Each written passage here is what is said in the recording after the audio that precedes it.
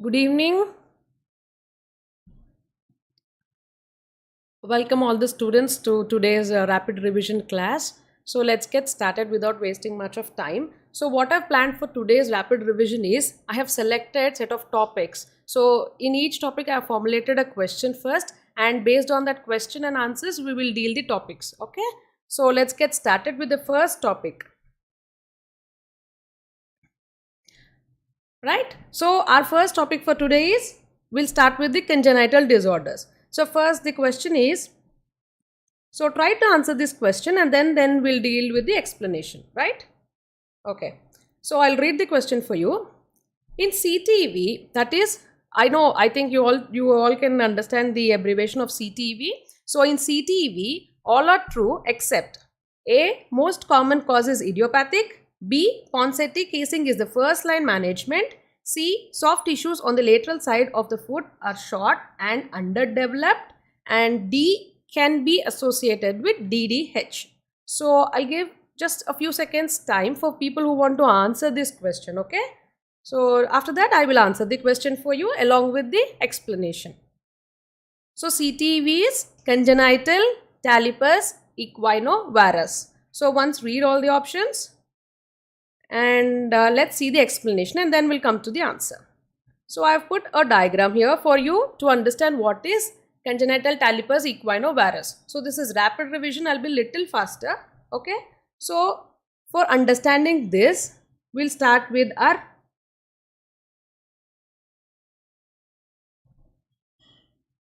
our abbreviation itself. So CTEV. So I've told you C is for congenital talipes equinovarus. So all the details are there here itself. So why the name clubfoot is for the representation of this right side diagram, that is it is in the shape of club, right? Now what is this congenital? So it is by birth, right? The word congenital is by birth. Then talipes is, tali is ankle, pes is foot. So it is disorder of ankle and foot. Then what is equino? Equino is walking on your toes like the horse. Hence it is called equino. And varus. Varus is the deformity which is seen in the foot. So combination of all these deformities. So first in the ankle there is the equinus deformity, and hind foot it is the varus deformity, and forefoot and midfoot there is adduction deformity and varus deformity, right? So that is how congenital talipes equinovarus, right? So what is there in each of the deformity? So let's deal each one in detail, little detail, okay? So see, if somebody says CTEV to you, the first word which should strike your mind should be cave, C-A-V-E, cave. So C stands for cavus, right? A stands for adduction. V stands for varus and E stands for equinus, right? So this is the full form of your cave, C-A-V-E. So cavus, adduction, equinovarus, right? So cavus, where do you see this cavus? Cavus is the medial column. Medial longitudinal column, what is there is shortened, or it will form like a cave, okay? Medial column is shortened, right? That will result in cavus, or the arch, whatever the arch is there, medial longitudinal arch will get closer, okay? It will form like a cave. So that is the cavus. What is adduction? This is the deformity which is seen in the forefoot. So it gets if the foot is like this, it gets adducted, so it turns. And then varus, it is seen in the hind foot, that is the calcaneum. Calcaneum will go into varus. Equinus is in ankle. So this is your order. Even this is your order of correction also. When we go to the treatment, then I'll explain you in detail. So clubfoot, it is most common deformity we see in the newborn. Okay, 1 in 1,000 live births is the incidence, right? Okay, and then it is usually bilateral. It is associated with other congenital deformities like DDH, metatarsus adductus. Okay, and sometimes it can be syndromic. So based on that, we have primary and secondary CTEV. So there are various syndromes which are associated with it. So those syndromes are neural tube defects, polio, orthogyropsis multiplex congenita, right? That is AMC. So these are the syndromes which are associated with CTEV. And the most common cause of CTEV is this, you have to remember. It is idiopathic. So most common cause is idiopathic, right? So now let's go back to the, so once we have finished the details of it, and I'll teach you the treatment, then we'll go back to the question. So you have understood. So it is the most common cause is idiopathic. It is seen more in 1 in 1,000 live births, most common deformity in newborns, and it is associated with syndromes. If not, it is called primary. If it is associated, it is called secondary. So the deformities which are seen are cave. So cavus, adduction, varus, equinus. So what is the treatment for it? The treatment for CTEV is casing, right? Correction of the deformity through casing. So what is the most commonly used technique is Ponseti technique. The order of the correction of CTEV is also in the similar way as cave. How we have understood the deformities, in the same order you have to correct it. So first you have to correct cavus, then you have to correct the adduction, then you have to correct varus, last is your equinus. If equinus is corrected first, what deformity you see in the foot? It is called the rocker bottom foot or the rocker bottom deformity, which you see if the equinus is corrected first. So Ponseti is the main line of management or the treatment. It is done from day one as the child is born, seen with CTEV, because CTEV is the more how to diagnose it? Clinical examination. As you see the foot, it is clinically diagnosed as CTEV and immediately you can start the treatment. That is the casing. So Ponseti is the method which we use for casing. So if the patient has not been brought to you at the age of, at newborn or 1 year, up to 2 years, still you can try the casing. Okay. And the next treatment after casing is posterior medial soft tissue release. Okay. That is PMSTR. It is also known as turquoise procedure. Right. So it is for people or children less than 3 years. So immediately newborn, you go for casing. And then you go for this PMSTR, that is turquoise, less than 3 years. If the patient is from 3 to 8 years, then you start your bony correction. Again in the same manner, first you will correct the adduction deformity, then 8 to 10 years you will correct the varus, and then after 10 years you will treat with your arthrodesis. So this is CTEV, right? And what are the operations which are done in 3 to 8 and 8 to 10 is little bit elongated. For people who want to understand, I will just write it here. You can just learn it, okay, for the theory's sake. So 3 to 8 years, I've already told you, it is the adduction deformity we correct, and 8 to 10 years is varus we correct, right? Adduction. So here you do lateral column lengthening procedures. Sorry, lateral column shortening procedures.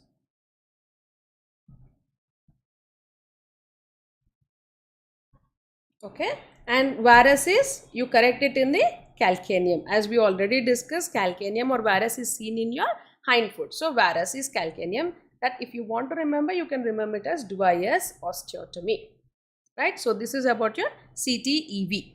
Right. So quickly here, less than 3 years, the treatment is PMSTR or turquoise procedure. 3 to 8 years, it is correction of adduction that is osteotomy for your lateral column shortening, because I've already told you lateral column will be lengthened, median column will be shortened, right? And then 8 to 10 years you will go for varus. The varus is corrected by your calcaneum osteotomy. If you want to remember, it is Dwyer's calcaneum osteotomy. Then after 10 years, it is multiple surgeries, that is triple orthodesis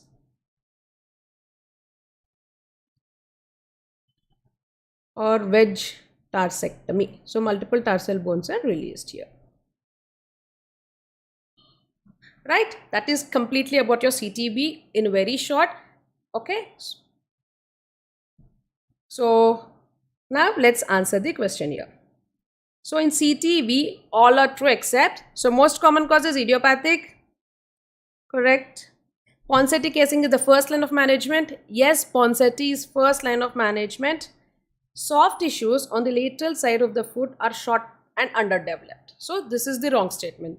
These soft tissues on the medial side are short and underdeveloped. That is why it goes, the medial side goes into shortening and the lateral side goes into lengthening. That is the varus and adduction deformity. So, and it can be associated with DDH. So the answer would be C, right? So who all have answered C are right, and this is about your CTV.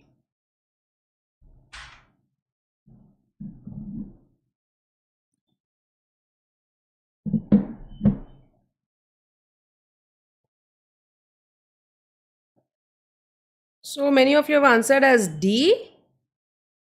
It is associated with DDH. Okay. Whenever a patient has presented to you with the CTV, you have to analyze for other common congenital deformities like DDH, spina bifida, polio, or any muscular conditions. So you have to evaluate further. Okay, that is our indication.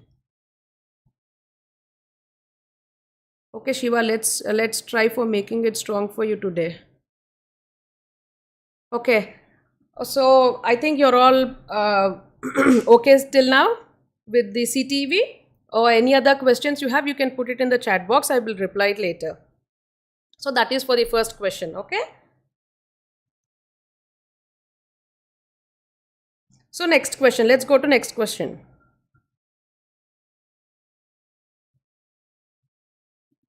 So the next question is, which Salter-Harris type of fracture is shown below?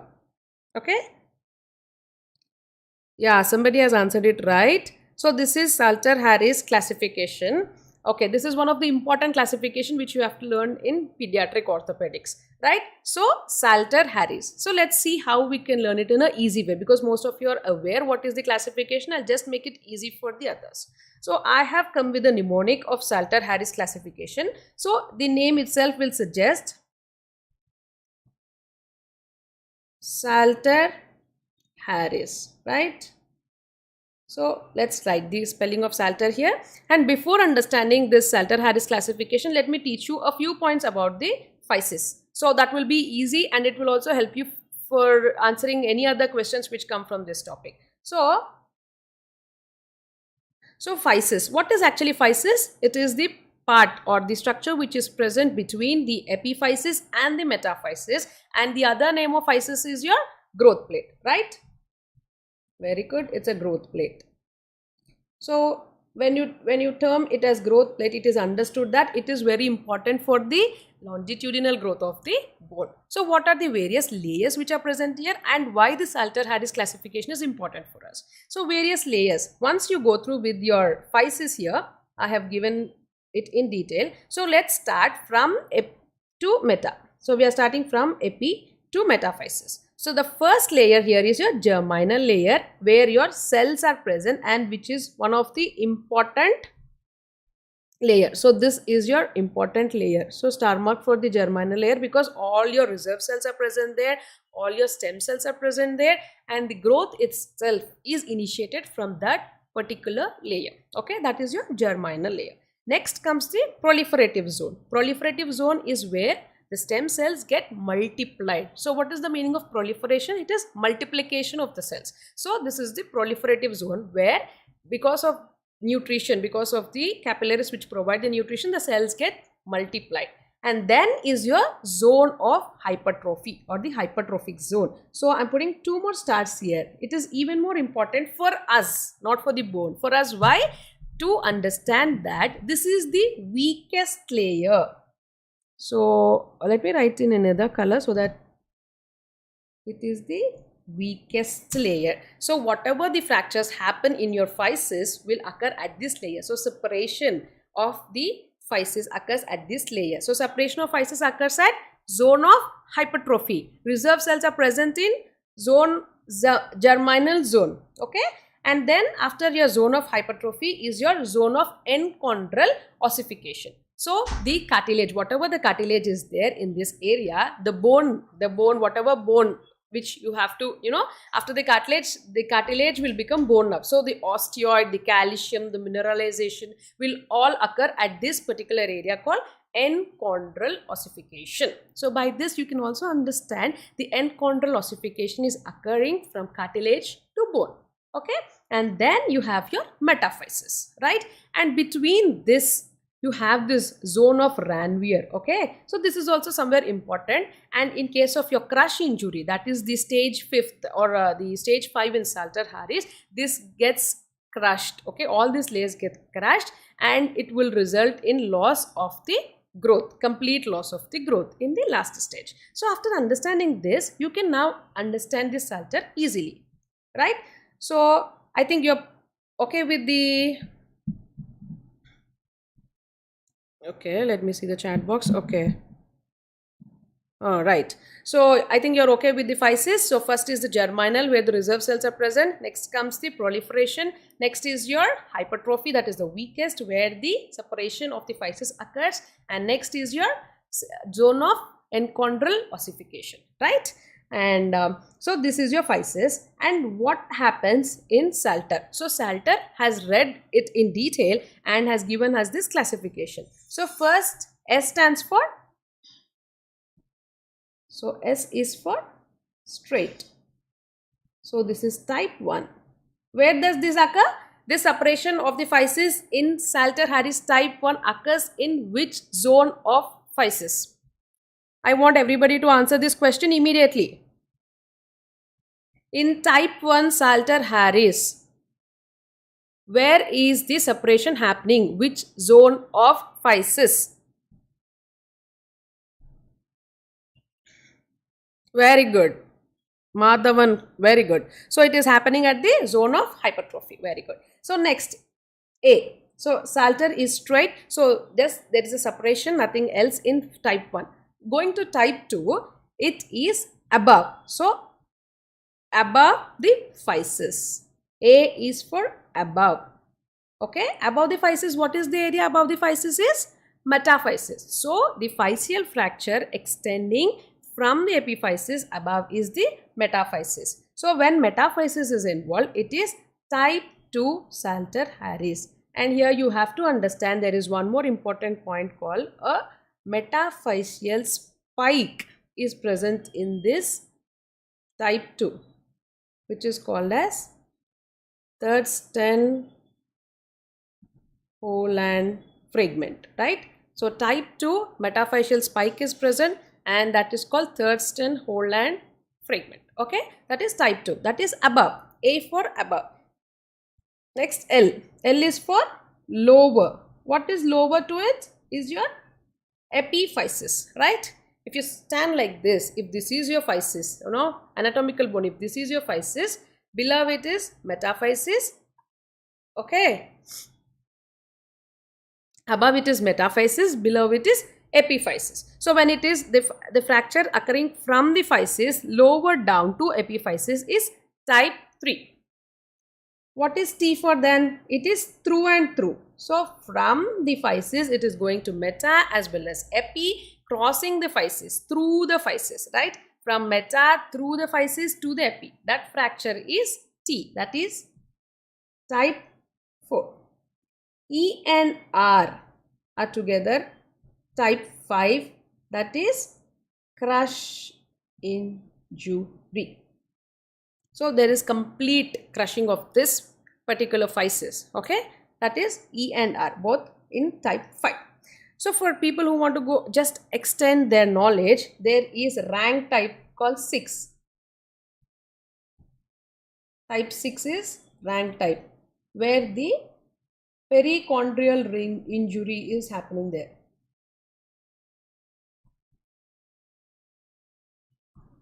Okay, perichondrial ring injury, right? This is for people who just want to extend their knowledge. If they are very happy with the understanding of the 5Cs and Salter Harris, then this is the extension. So type 6 is rank type, okay, and this is the Salter Harris. So now you can follow this diagram easily. So whenever you think about Salter Harris classification, close your eyes and remember S is for straight, A is above, that is metaphysis. There is a Thurston Poland fragment, metaphyseal spike is present, and type 3 is below. Below is epiphysis, okay, and 4 is through. T is for 4, so 4 is through. So meta, epi, everything is involved there. And 5 is crush injury. Okay, so this is Salter Harris type 5. Why should you learn this in detail? Like why you want to know it is type 1 or type 2 or type 3 or type 4? For the prognosis. If patient has come to you and he is having type 1 injury, then you can reassure the parents that there will be no further damage and it has only happened in certain zone of hypertrophy which is weakest. That is why it has happened, and patient growth is not disturbed. Type 1, there is no disturbance because epiphysis is not disturbed, because the reserve cells are present towards epiphysis, right?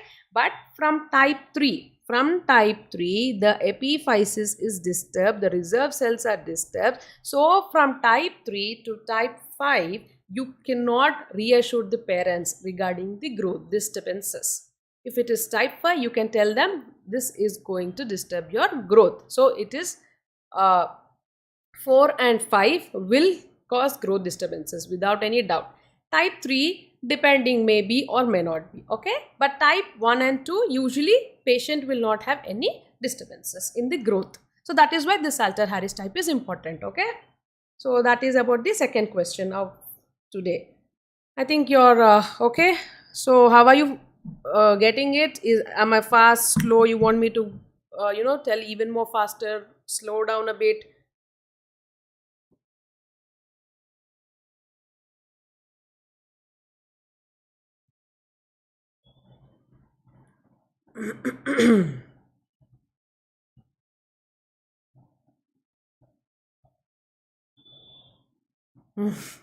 Okay, Sheikh, that gives me little boost up for today's class. Perfect is the word, I like it. Okay, so now the third question. So third question, I think I will read it for you all.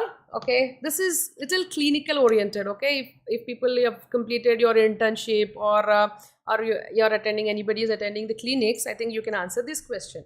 So this is a 35-year-old male patient presented with history of RTA, that means road traffic accident, and there is no details of any mechanism of injury. So the X-ray, they have taken the X-ray and it shows like this, the whatever the picture is there, that is the X-ray, shows the following details.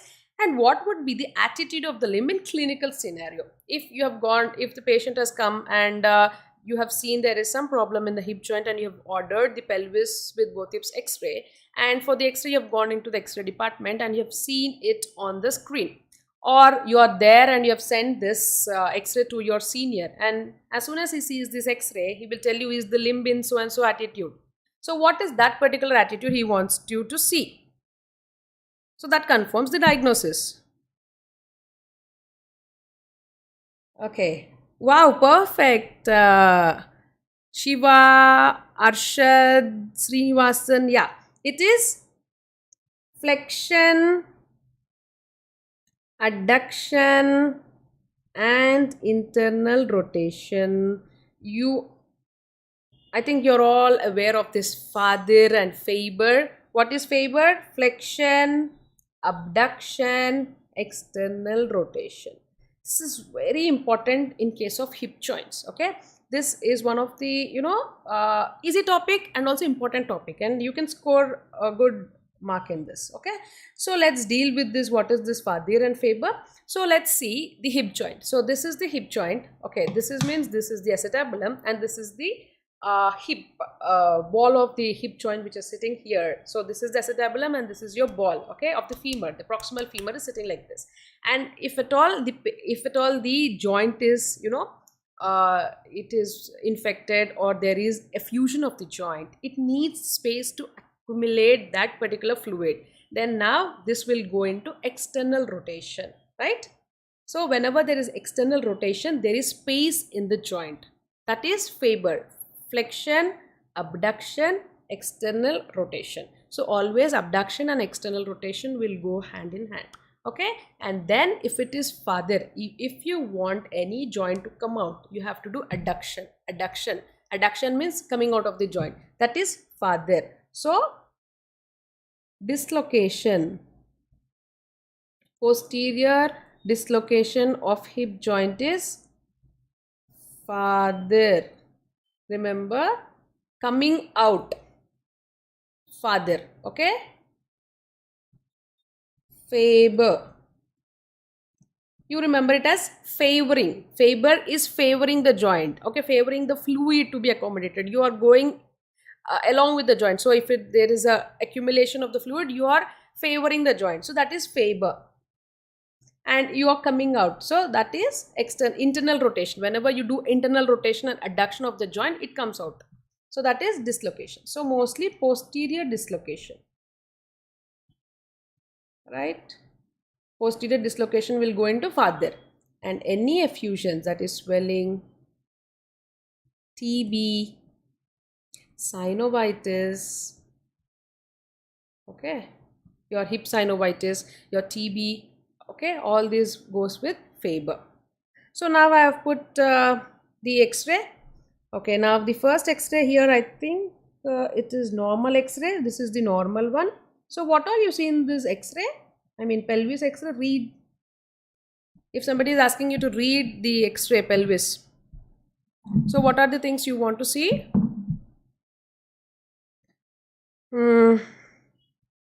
So first you will see the hip joint. So you have to always come from inside out or outside in to one particular part. So I'm starting from here. So you will see the acetabulum. So first this is the acetabulum, you will see, and then this is your femur, okay. And what is your Shenton's line? This is your Shenton's line, it is intact. This is your greater trochanter, lesser trochanter, okay. All this is your for your acetabulum fractures, right? Iliopubic eminence, okay, iliopectineal lines, these are all iliopectineal lines, So this is how you read the normal X-ray. So that is the hip joint. You have to see whether the joint, and here you will see the width or whatever the spaces, joint spaces are maintained or it is increased or it is decreased and all. So here I want you to understand there is one more concept of fractures hip joint. So dealing with fractures of hip joint. So we have dealt with dislocation. So here the most common dislocation is posterior dislocation, right? So whenever somebody asks you most common dislocation in hip joint is your posterior dislocation. So the question can be framed as this way also. The most common dislocation seen in hip presents with so and so attitude. So what is that attitude? It presents with farther. So flexion, adduction, internal rotation. Okay, that is the answer. So now dealing with fractures of hip. There are two important fractures of hip. So one is your IC fracture, one is your IT fracture. Let's deal with these fractures as a little short topic, okay? So what is IC? The meaning of IC is it is intracapsular, right? IT is intertrochanteric.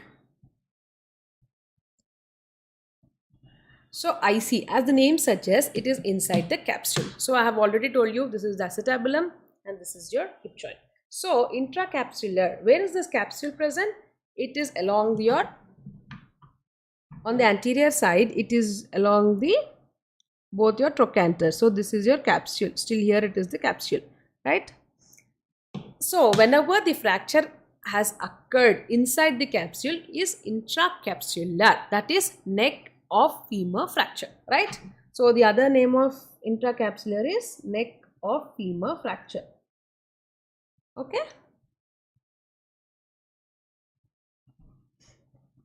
So neck of femur is intracapsular, right? And there are various classification for your intracapsular fracture. So faster, Powell's classification, anatomical classification, like what is the anatomical classification? Basis cervical,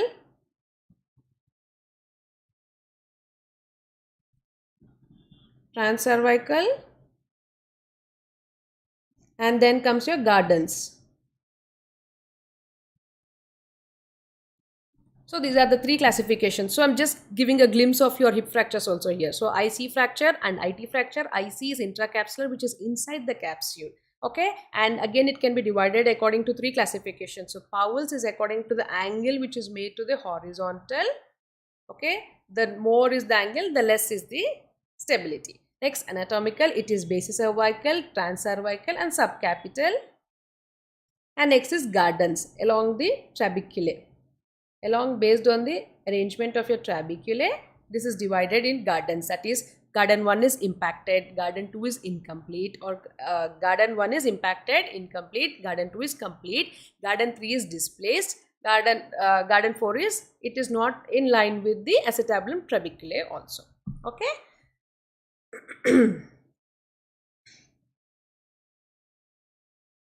Then what is intertrochanteric? Whenever the fracture occurs between the trochanters. So that is GT and LT. So greater trochanter and lesser trochanter. It is extracapsular.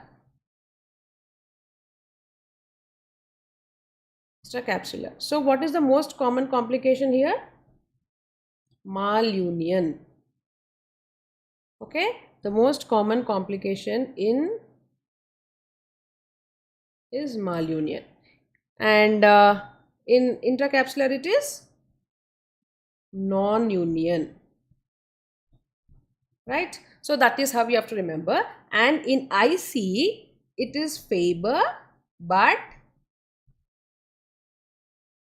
limited because it is inside the capsule. So whatever shortening is there, so in Faber there is shortening, right? So whatever shortening is there, that is limited. But in case of IT, the lateral aspect of foot, whatever the foot is there, the lateral aspect of the foot will touch the couch. So the external rotation is more. Okay. And shortening is more.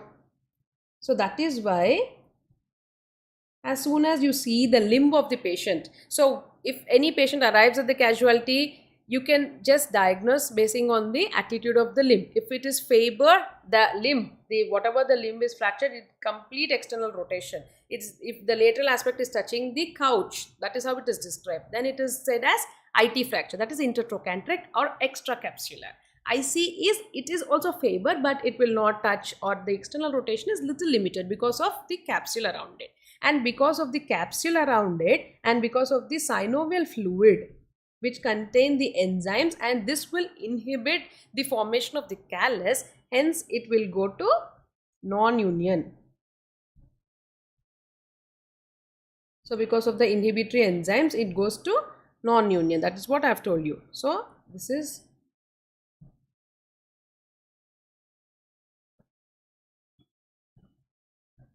non-union. Okay, and this goes to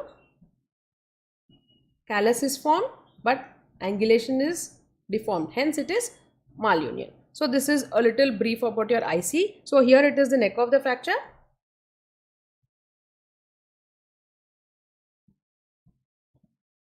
So here it is the neck of the fracture. If you can see, this is your transcervical and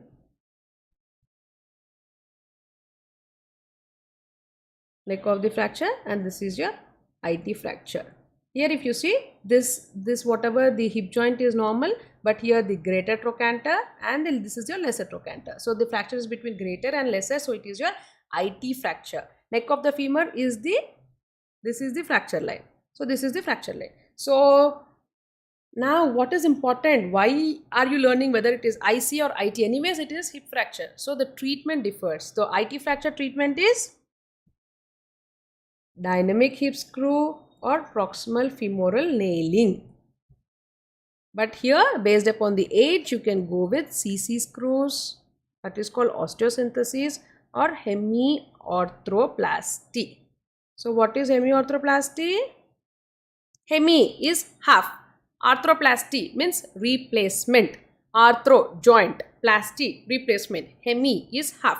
Whenever we are replacing only the part which is fractured, obviously whatever is fractured will replace that. So we are replacing the ball, the head of the femur. That is called hemiarthroplasty. Or you want to fix it without removing the ball, that in case of younger patients you go with CC screws, that is cannulated cancellous screws. Okay, that is called osteosynthesis. We are increasing the formation of the bone by fixing it with screws. Okay, and IT, intertrochanteric, here the ball or whatever the femoral head is normal. The problem is here in between GT and LT. So you are fixing it with a implant, that is dynamic hip screw or proximal femoral nailing. So that is about your hip fractures. Right? All clear? Any doubts regarding the hip fractures?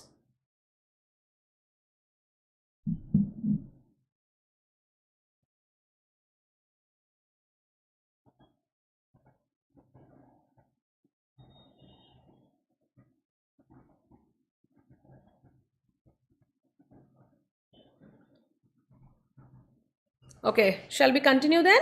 Okay, that is about the hip joint and the hip fractures. Right. So we have finished the CTV, that is ankle and foot, and then we have learned about the physis, okay, little bit of the pediatric orthopedics, and then we have dealt with the hip fractures, so the dislocations, the IC fractures, IT fractures.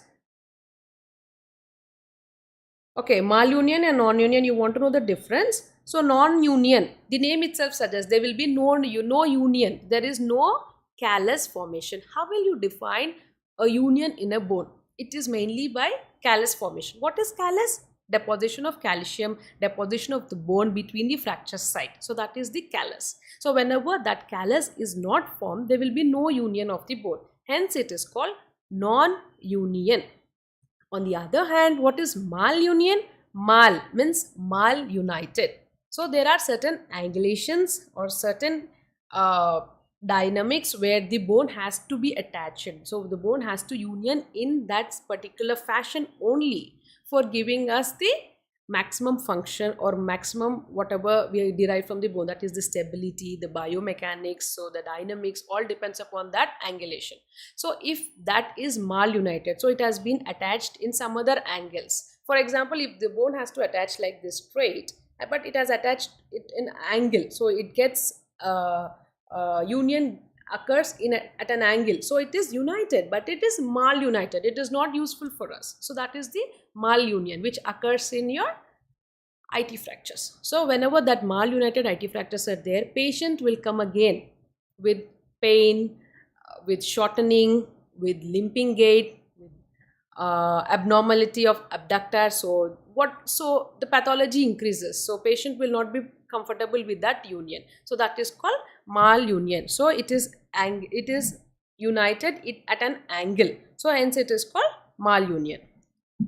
What is non-union? There is no union at all, so still the patient, it will be usually painless, but the functionality is lost, so patient can't use his upper limb. So if there is non-union in the humerus, he can't lift his hand because the bones are not united, so they are at a distance, so there is no dynamics, the biomechanics are lost. Okay, so that is the malunion and non-union. Okay, now let's go to the fourth question. So now we have finished hip, and now then we are going to the shoulder. So in shoulder, what is the most common complaint you see in the OPD whenever you are working as a duty doctor or a DMO in the casualty? So hip dislocation is one rare emergency we experience, and then one more emergency, but we love to deal with that emergency, is the shoulder dislocation. So now the next question about the shoulder dislocation, right? So try to read along with me and try to answer. Falls regarding anterior shoulder dislocation. So you have to be very careful in orthopedics with the terminologies. So there could be dislocation which is anterior, posterior, right? So you have to read the question properly, especially in orthopedics, okay? False regarding anterior shoulder dislocation is, so head is usually below the glenoid and X-ray, okay? It is little bit sensible, okay? Usually dislocation means head is not in the glenoid. Till then we can understand. Next, avulsion of the glenoid labrum is seen. It could be because dislocation has occurred, so they could be. Light bulb sign is classically found on the X-ray.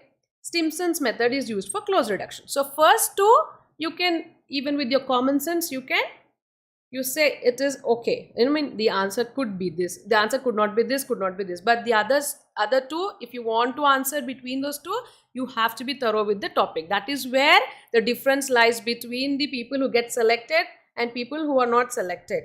Differentiating the last two answers. So for that, you have to understand the shoulder dislocation. So when I say shoulder dislocation, the most common shoulder dislocation is anterior. In hip it was posterior. In shoulder it is anterior.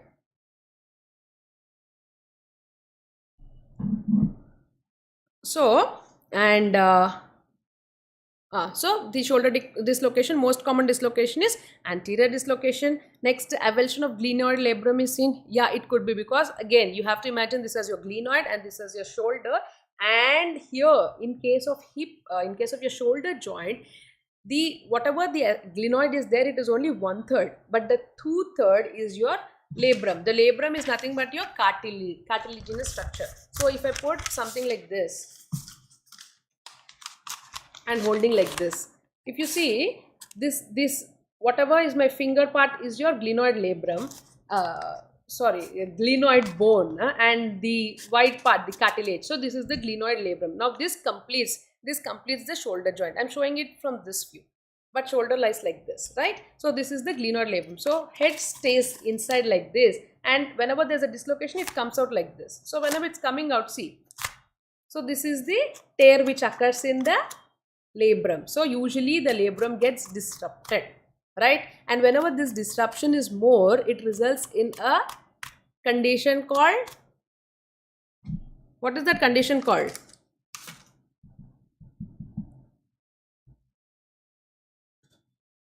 Condition called Bankert's lesion. So the labrum gets destroyed in shoulder dislocation. That is called Bankert's lesion. Okay, so far we are good. Avulsion, yeah. And the light bulb sign is classically found on X-ray. That we have to deal because we have not dealt with shoulder dislocation. We can't answer this. And Stimson's method is used for close reduction. That also we can't answer. So let's deal with the shoulder dislocation now. So shoulder dislocation.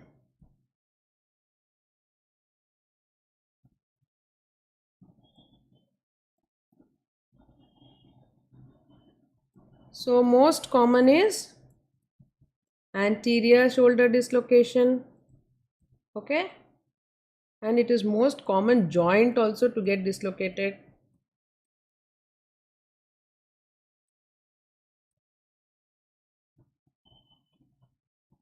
Right, and then there are types of anterior shoulder dislocation. There are, okay, sorry, it's called the preglenoid, and then it is subcoracoid, and then it is subclavicular. The name itself will suggest that is preglenoid is before glenoid, and subcoracoid is below subcoracoid process, subclavicular is below clavicular process. So preglenoid is most common one. So this is the one of the type. And what is the attitude? So in orthopedics, everything is with attitude. So surgeons are also with attitude. The limbs are also with attitude. So what is that attitude we see in shoulder dislocation? It is abduction and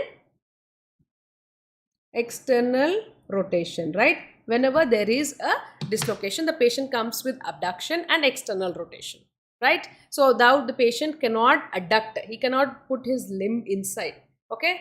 I think he cannot put He just holds his limb like this and comes with the other hand. It is always supported. Whenever the patient walks into the OPD, he comes supported with the other hand. So then he walks inside and then he says there is a history of injury and something has happened with the shoulder. I'm unable to abduct it. Okay, and I'm unable to adduct it. It is very painful. So dislocations are emergency, which are very painful and should be dealt immediately. Why? All the dislocations should be reduced immediately. Why? If at all it is not reduced, the whatever the femoral bone or the humeral, the head will go into a condition called avascular necrosis. That is loss of blood supply to that particular bone is lost, and then we have to go with plasties such as arthroplasty, hemiarthroplasty treatments, which are very burden to the patient. Instead of that, we can provide them immediate reduction to the dislocation, and hence we can salvage that particular femoral head or humeral head. So here the attitude is abduction and external rotation, and whatever there are various tests to do this. So Hamilton, it is only theoretical. We will not test all this in the OPD. The one test which we do is we ask the patient to touch the opposite shoulder. If any patient, if you're suspecting any patient with shoulder dislocation is unable to touch his opposite shoulder, then only you should diagnose it as shoulder dislocation. If he is able to touch the opposite shoulder, you can rule out shoulder dislocation. So whenever there is shoulder dislocation, patients can't touch the opposite shoulder. So that is the one test which we do. That is called the Dugas test. Okay. So this touching of the opposite shoulder is Dugas test. There are another test, Hamilton ruler test. So it is given in Maheshwari Orthopedics. So you will put the scale, and the scale will not touch the acromion, lateral epicondyle and acromion. So it should be in straight line. If you put that scale, it will not be in the straight line. Then you can diagnose it as the shoulder dislocation. Okay, so this is how we diagnose shoulder dislocation. So this is first time shoulder dislocation. If a patient has episodes, that is recurrent shoulder dislocations, there are various various tests which can be done. This is apprehension test. So you ask the patient to abduct and external rotate again. With apprehension, he will not allow you to do. So that is the apprehension test. So how do you test? Dugas and your Hamilton ruler test, right? And then treatment, immediate reduction without any further delay. So for this, we have methods. How do you reduce it? You can't reduce as you like. There are certain methods where you have to reduce. So there is certain method. I always remember it as like this. So first, always you have to give traction. Then you have to exaggerate the deformity. That is external rotation. And then it will create a space for it to move. Then suddenly you do adduction and internal rotation, right? So then it will come and touch the opposite hand. That is how we reduce the shoulder dislocation. So that is why it is very exciting for us. So as we see any patient with shoulder dislocation, we go to the emergency ward, and then we, with the help of a colleague, we do traction, then we exaggerate, that is external rotation, then we adduct, and then we internal rotate. So whenever we adduct and internal rotate, it will touch the opposite. So that is the indication for us that the reduction has happened. So touching of the opposite shoulder. So the method is Stimson's method. So Stimson's method is used for reduction. So now let's go back to the question and answer. And so this is the anterior dislocation. So it is the most common.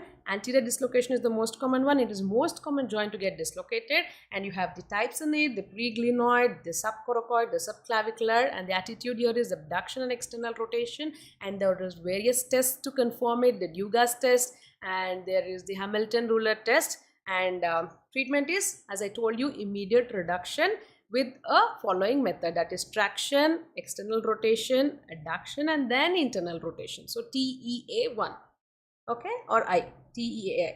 That is the Stimson's method we use. So what is the complication of this? As I have already told you, the glenoid labrum will get ruptured. So that is the Bankhart's lesion. And similar way, I have explained to you. So if I have told you this is the labrum, if this is the labrum, if the joint is coming like this, the labrum gets ruptured. Now similarly the humeral head is also moving inside and outside, right? So during that moment the head also will get injured if it is repeated, that is recurrent shoulder dislocation. Now we call it as ASI, anterior shoulder instability, for recurrent shoulder dislocation. This is little above the knowledge, okay? So that is glenoid, and if it is humeral head, it will be Hill-Sachs. Remember it as H and H, okay?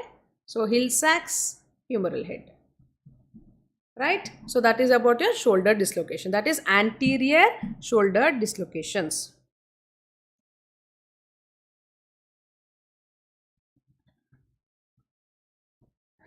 Ramanatham, what is again? What do you want me to teach it again? Okay, so that is about the anterior. Similarly, we have posterior dislocation also. So coming to your posterior dislocation. TEA. Oh, this one. Okay, fine. So this is the way which we reduce, right? So how do we reduce the shoulder joint? It is by traction first, external rotation, adduction, internal rotation. So that is the method how you have to reduce it. Okay, first you have to pull it, then exaggerate the deformity. So see, whenever there is a dislocation like this, the whatever the components, they get locked. So you have to remove that lock first. So whenever you do traction and external rotation, you remove that lock and then you make it sit like this with internal rotation and adduction. Okay, then it gets locked with your internal rotation and adduction. It will sit in the joint. So that is the TEAI. T. Is that okay?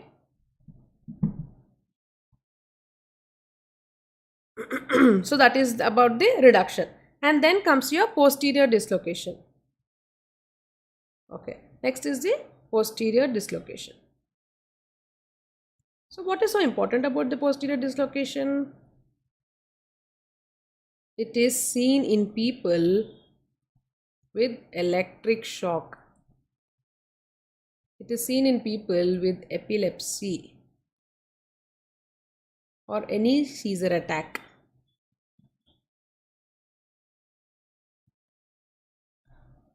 Yeah.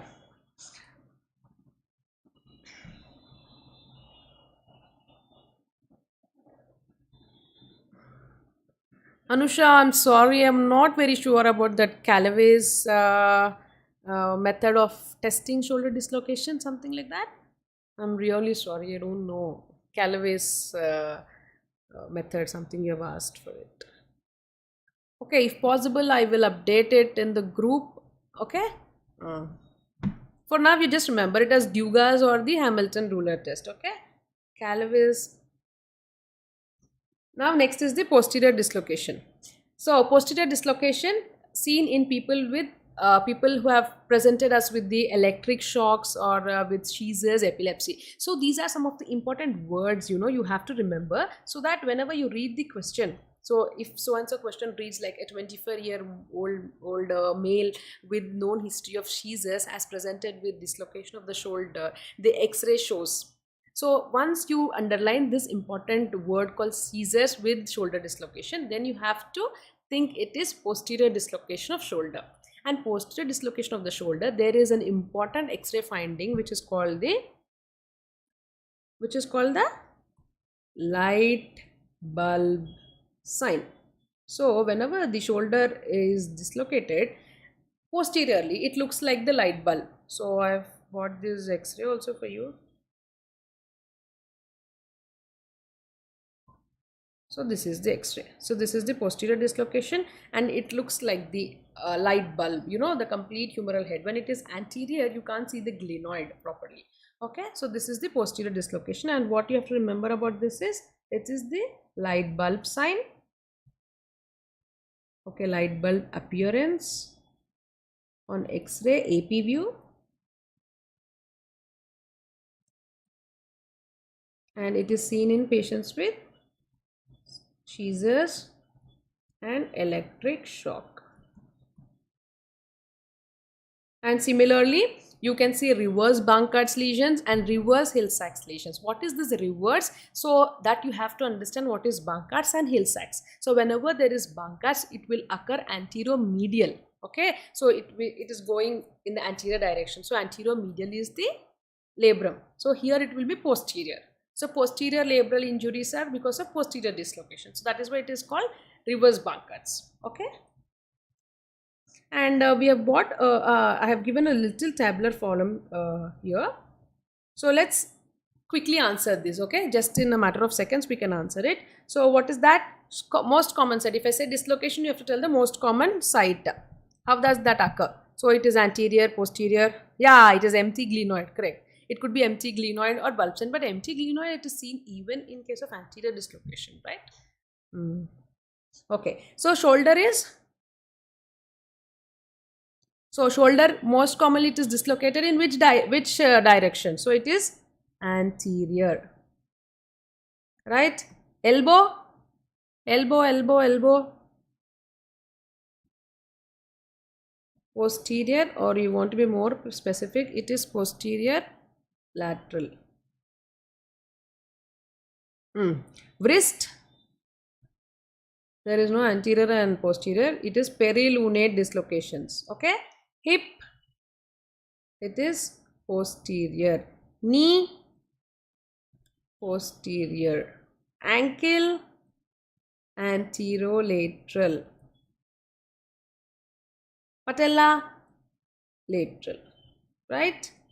So this is the most common. So these are like your quick recalls, once you understand the dislocation. So if it is anterior, if it is shoulder dislocation, it is usually anterior. If it is elbow, it is usually posterior. It is wrist, it is perilunate dislocations. Okay, and in the hip, it is mainly posterior, and ankle, it is anterolateral.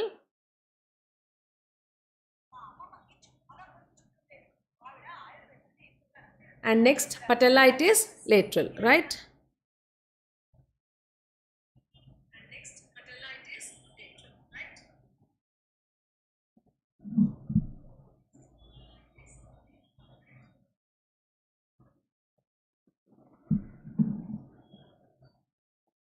So this is the most common dislocations. Okay.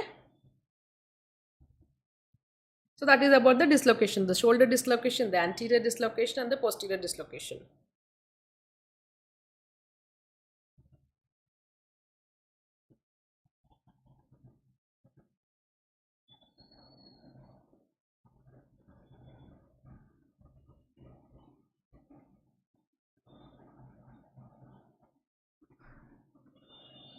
Okay, next question is, I think this you can answer because I've already explained this in detail and I want the answers. Okay. External rotation of the limb may be seen in all except extracapsular fraction neck femur, intracapsular fraction neck of femur, posterior dislocation of hip and synovitis of hip. I want answers.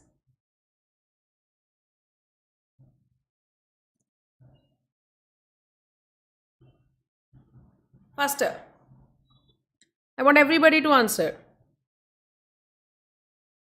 Is it A, B, C or D? We have dealt this in detail. Faber's, father and all.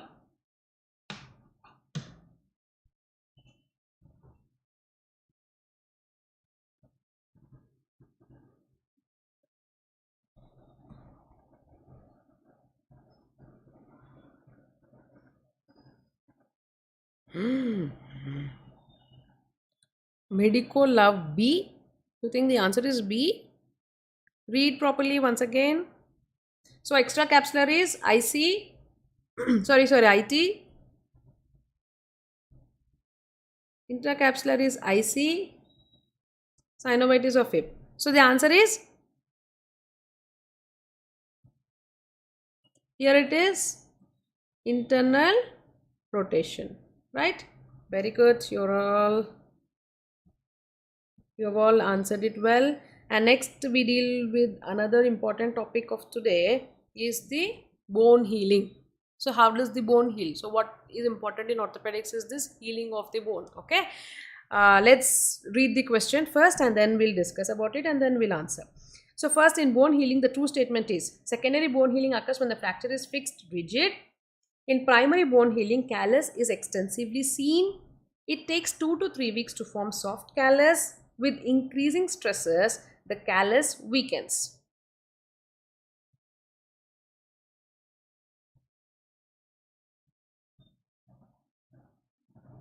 Okay. So what is this secondary bone healing, primary bone healing? Okay. Is this C for the sixth question only? I'm happy if it is for sixth question. Mm. So now let's deal with the bone healing. So what is this primary, secondary bone healing and all? So whenever a person met with an accident, or if there is a fracture which has happened in the bone, there are various stages where the bone undergoes. The bone undergoes various changes, and then it forms the bone again, right? So it becomes is normal bone again. So how does that happen? There are various stages has been described how that process has occurred. So first, if you see the diagram here, so first is the fracture that has occurred.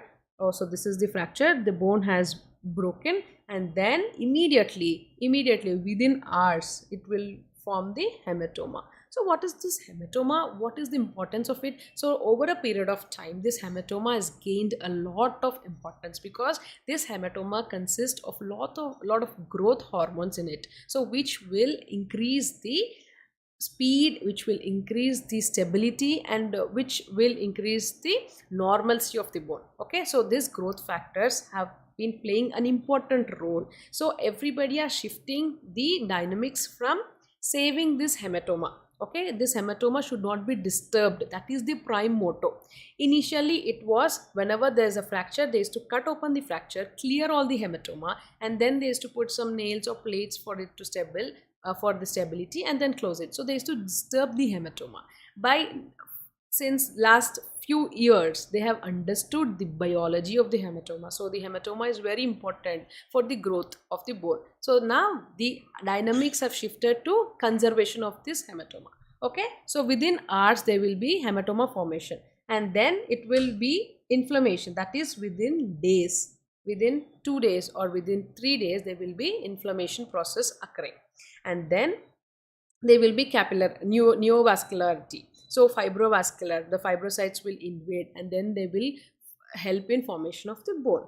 And now the bone formation has occurred. So by the weeks, so it is about 3 weeks, you will see the callus formation. But this callus is soft callus, right? So that is bone. So the first important feature which you see on the x-ray is the soft callus. So that is at the time of 3 weeks where bone is formed. And what is remodeling? This is the term which is used for coming back to the normal bone. So now it has been the soft callus. So it will be the woven bone. Now it will become the lamellar bone. That is the normal bone, which is the pre-traumatic incident. So before how it was, before the incident, how the bone was, it will become back like that. It will attain this normalcy. That is called remodeling. So what is the time for this remodeling? It will take years for it to remodel. So these are hours, days, weeks, months, and years, right? So that is the stages of the fracture healing. So hematoma, stage of inflammation, stage of soft callus, stage of hard callus, and then it is remodeling, right? So these are the various stages which occur. And so as we have understood what is healing, we will see what is primary healing and what is secondary healing. Okay, primary healing means no callus formation. Secondary healing means callus is formed. Okay.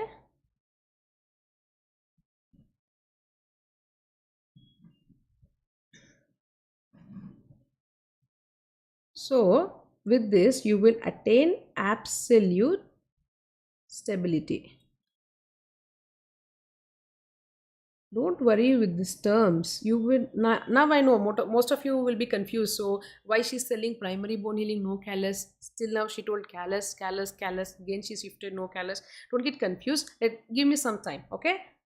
So secondary healing is relative stability. Just be with me and just understand the terms. We'll deal with it. Okay. So now I've said what is healing. So fracture heals in that through that process. So first there should be hematoma, then there should be inflammation, then there will be soft callus, then there will be hard callus, then there will be your remodeling up to years. So 2 years it will take to remodel the bone. Okay. So now what is this primary and secondary bone healing? So whenever the bone has been formed, so there are certain uh, prerequisites for it to form. So it can form as it likes. So it can't form medially, laterally, anteriorly, posteriorly. There are certain uh, certain preformed steps in the way it should be formed. So for example, we'll take a femur bone. So femur bone is the long bone, we all know, and it has its own parts as of other bone, that is the epiphysis, metaphysis and the diaphysis. So I'll think this is the diaphysis of the long bone. Okay, this is the diaphysis, and this patient has come to the OPD, okay, with the fracture of femur shaft. So we are dealing with fracture shaft femur, right? So now you are the DMO for the night, and there is a RTA case, and the patient has road traffic accident, and he has come with fracture shaft of femur. As soon as you saw the patient, you came to a conclusion that the continuity of this femur bone is not there. Then you have decided it is femur shaft. You have got an X-ray, and it confirms the diagnosis that it is fracture shaft femur. So immediately the patient will ask you, what is the next step, what you have to do? Then you have to understand how this bone is healed. What is the dynamics involved in healing of this long bone, particularly in the shaft area, okay, in the diaphysis area. So coming to this, it is a long bone which is a important part. So weight bearing bone.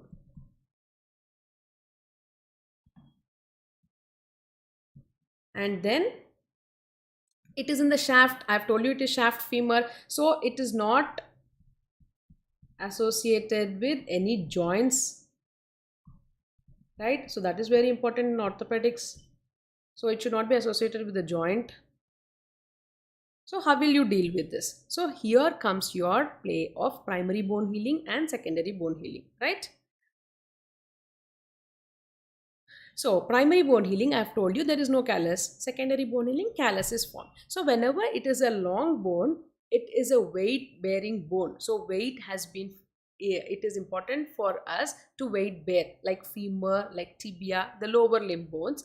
And if it is not associated with the joints, you will go with callus formation. So you want that particular bone to heal with callus. So if it is the fracture, if this is the fracture, you want the callus to be formed, right? We'll take yellow. So this is the callus which is formed, and now the bone unites. So it becomes normal. Remodeling happens after 2 years, it becomes normal. So this callus formation, whatever the callus has formed here, this is healed by secondary healing.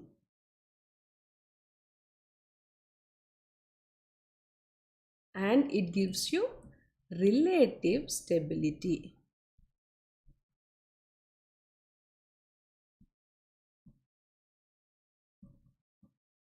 So this relative stability is attained by your interlocking nails. So now you tell the patient, sir, you have been diagnosed with shaft femur fracture. So the treatment for this is interlocking nail. So you will pass the nail from the proximal femur into the shaft, and then you will lock it.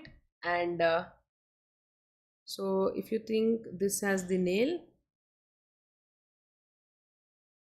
this has the nail through the medulla. So intramedullary interlocking nails, right? So you will lock proximal and distal area. So once you lock it and the nail is inside, And now around this fracture site, the callus is formed around the nail, right? So that is the callus which we can appreciate on the x-ray. So this is healing by secondary. Healing by secondary is through callus formation, and this nails give relative stability to the bone. The healing with more callus formation, so more strength to the bone. Okay, so that is secondary bone healing. Now what is primary bone healing then? Now there is another patient who has come with you. Now this patient has come with his friend. Both of them were going on the bike, and this patient, you have diagnosed it as proximal tibia. So when I say proximal tibia, why I am specifying it as proximal tibia? Now this is associated with your joint. When I say proximal tibia, so it is associated with joint. So this is your femur, this is your tibia, and there is a fracture of this proximal tibia. Okay, right? So it is with the, so it is near the metaphysis or epiphysis with the joint involvement. So whenever there is joint involvement, you can't ask for callus. So if callus is formed around the joint, what will happen? It will sit in the joint and it will not allow the joint to move. Okay, so whenever it is around periarticular area, so periarticular fractures, you have to go with rigid fixation. That is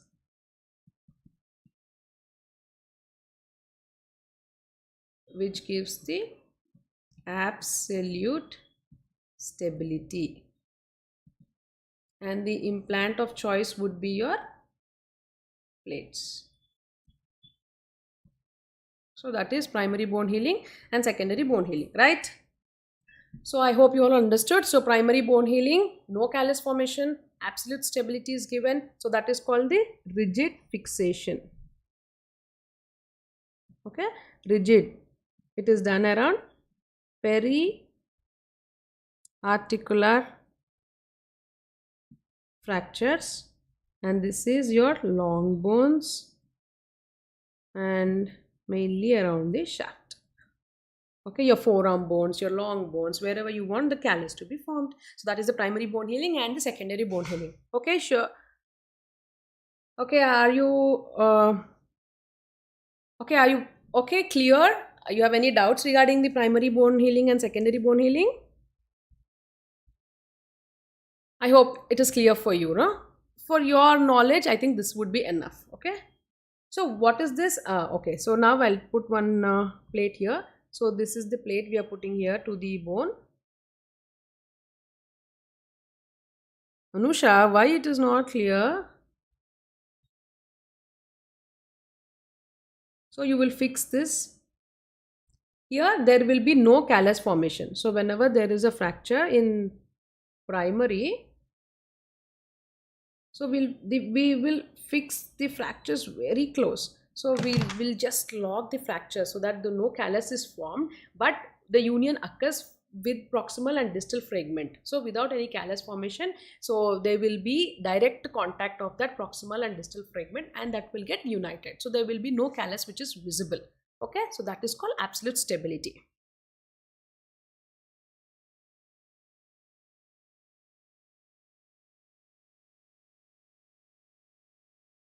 Okay, fine. So I hope you're all clear. So relative stability, absolute stability, and primary bone healing, secondary bone healing, you can read it now and it will be very clear for you once you go back and read again. Okay, now the next question. Now I think you have to answer this question because I have explained you in detail what are all happening in the implants part. So this is the question for you. What is the implant used in the x-ray shown below? What is the anticipated type of healing? So x-ray, what we have shown, so the same patient with fracture shaft femur you have operated. So this is the result of the x-ray, and now you are sending it to your friend and asking what had happened. So it is shaft femur which has been treated with the interlocking nail, and what is the healing occurring there? Secondary. Very good. I'm so happy you're all answered, and the answer is correct. So secondary healing with interlocking nail. Why I've said it is interlocking, not canal? Canal will not have locking here. This is the locking. If you can see, these are the screws. So whenever the screws are there, it is locking. Canal will not have those screws. It was used in olden days. It's called Kuncher's nail. It was not locked. Okay.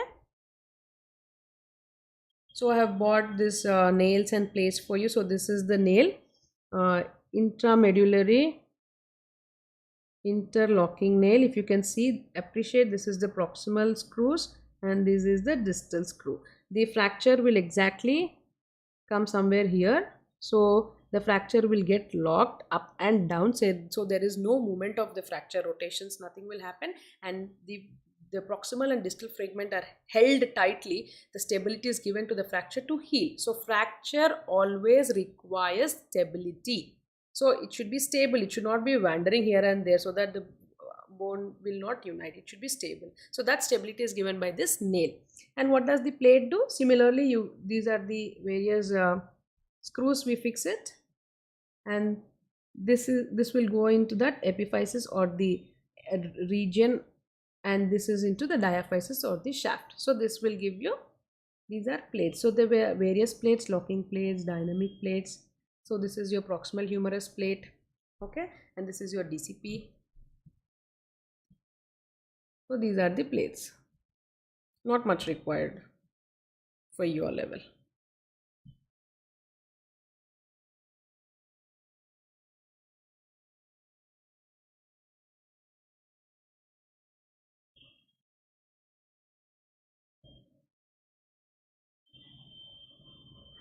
Next, so dealt with the concepts. Now we'll go with little one-liners. Okay, so one-liners for now. So identify this fracture. Is it a Smith fracture? Is it a Galeazzi fracture, Montigia fracture, nightstick fracture?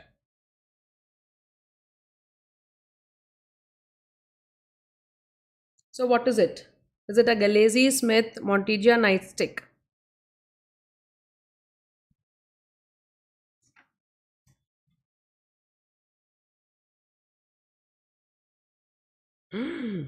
Shiva, is it Montigia? Nightstick? Okay, so let's go into the details of it. So what are you seeing on the x-ray? You're seeing the distal part. So distal, and what fracture is that? It is the radius fracture what has occurred. So it is a, so I will make it easy for you. So now this is the radius fracture with distal radio-ulnar joint. Okay, now can you answer for me?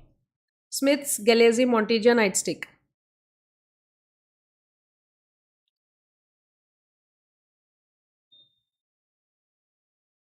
Haha, that is what. You will be sure with two answers. Choosing the one is the trick.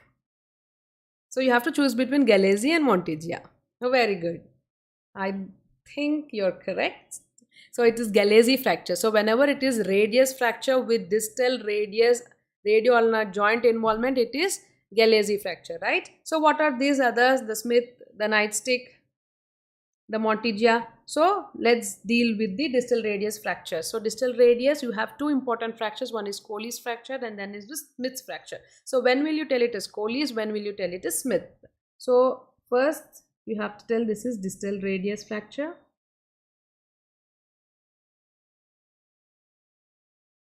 So whenever it is, so how will you differentiate between Colles and Smith?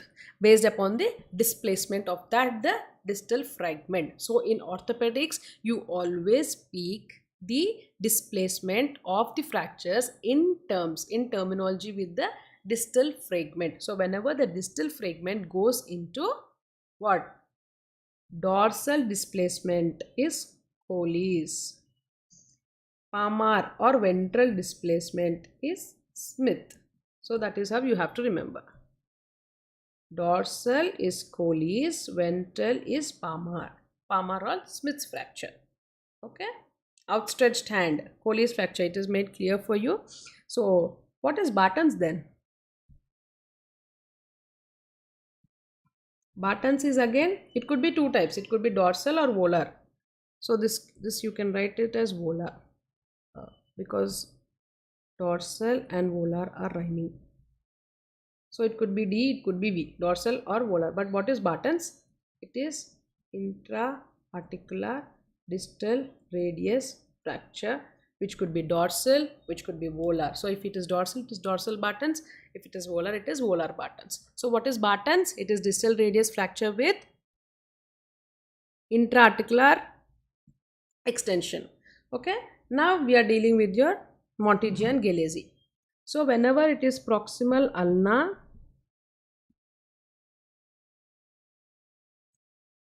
with radial head,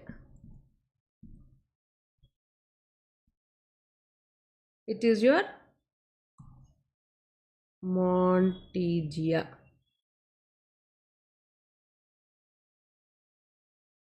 And whenever it is distal radius with distal radio-ulnar joint is your Galeazzi.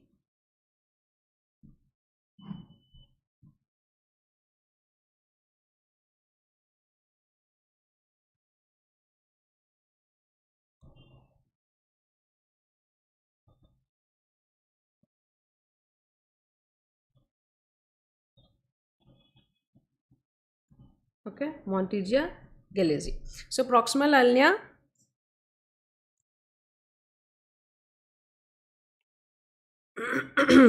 so Monteggia, so distal radius and the distal radius fracture is Colles, that is your dorsal displacement. Smith is your volar displacement, right? And Barton's is your intra-articular. And then when it comes to proximal ulna with radial head fracture, it is Monteggia, okay? And then when it is distal radius with distal radio-ulnar joint, it is Galeazzi. Now we'll see various fractures and their names, like I've told you Barton's, Colles, Smith's, Monteggia. What is this nightstick fracture?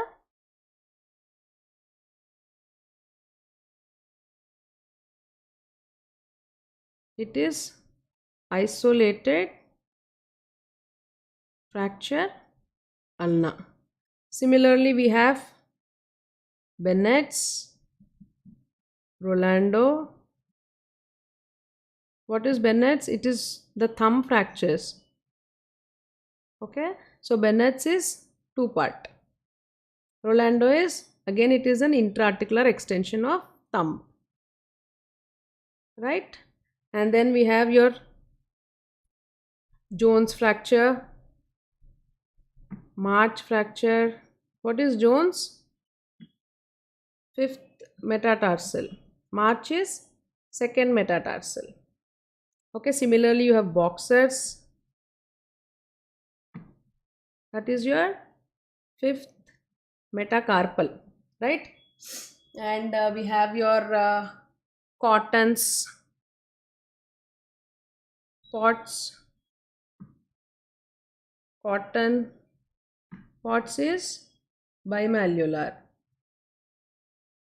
Cotton's is trimalleolar.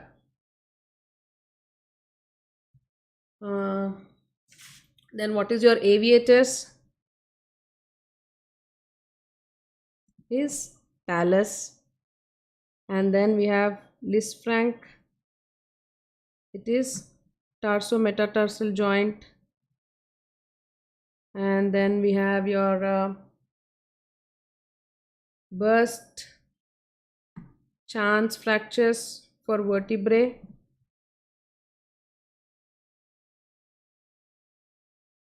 So these are various names, you know, nightstick, Bennett's, Rolando's.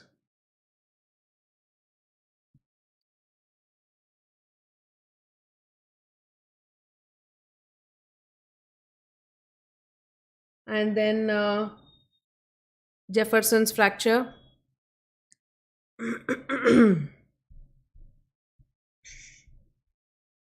Jefferson's is your C1. So C for first, right? So Jefferson. So there were various other fractures also there.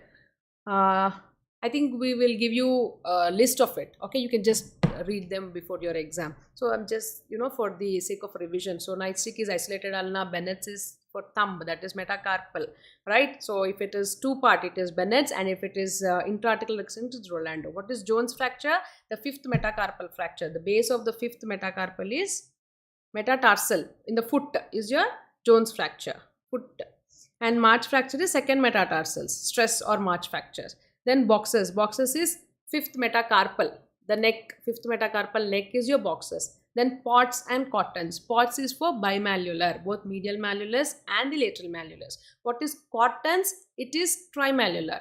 Bi plus your posterior malleolus, like the medial malleolus, lateral malleolus, and your posterior malleolus becomes your tri. Then what is aviators? It is talus. Then what is the Lisfranc's? Tarso-metatarsal joint. Okay, involvement of your tarsals and the metatarsals. That is your Lisfranc's. And burst and chance are your vertebral fractures. And then your Jefferson's is your C1. Hangman's is C2. Okay, like that we have a list we will give you later. Okay. And now next, I have already taught you about this non-union. So what is this non-union? Please, somebody has to answer.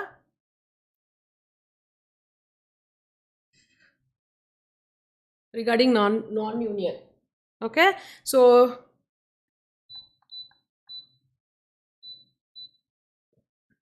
regarding non-union, the true statement is usually, very good. Though no callus formation. Usually can be managed conservatively. In hypertrophic non-union, callus formation not seen. Open injuries are not a risk factor. Bone graft may be required in the treatment. What is the true statement?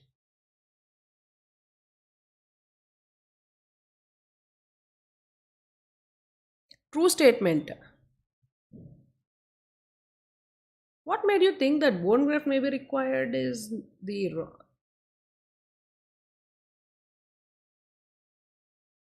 Yeah, bone graft is required. That is also true.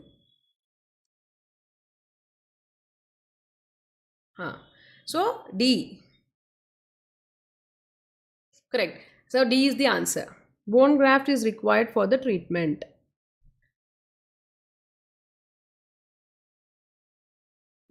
So understanding the non-union. So somebody has asked me what is non-union. So we have already dealt with it. So what is non-union? There is no callus formation.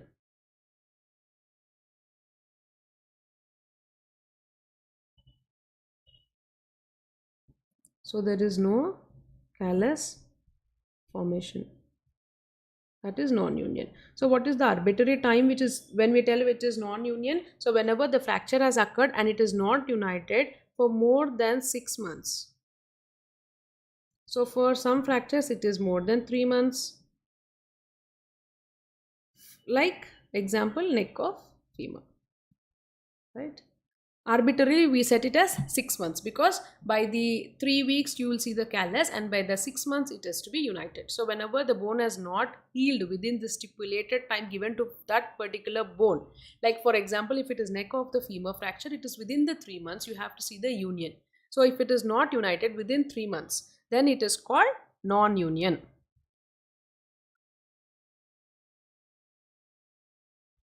So there are types of non-unions. So I've already told you for the bones to unite, they should have two important things. So one is the stability. Second one is biology. So what is that biology I've told you about? The hematoma, okay?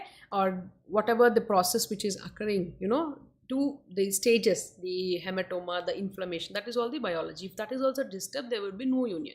If it is not stabilized, there will be no union. So based on the stability and biology, it is divided into 3 types. So that is hypertrophic, atrophic, oligotrophic.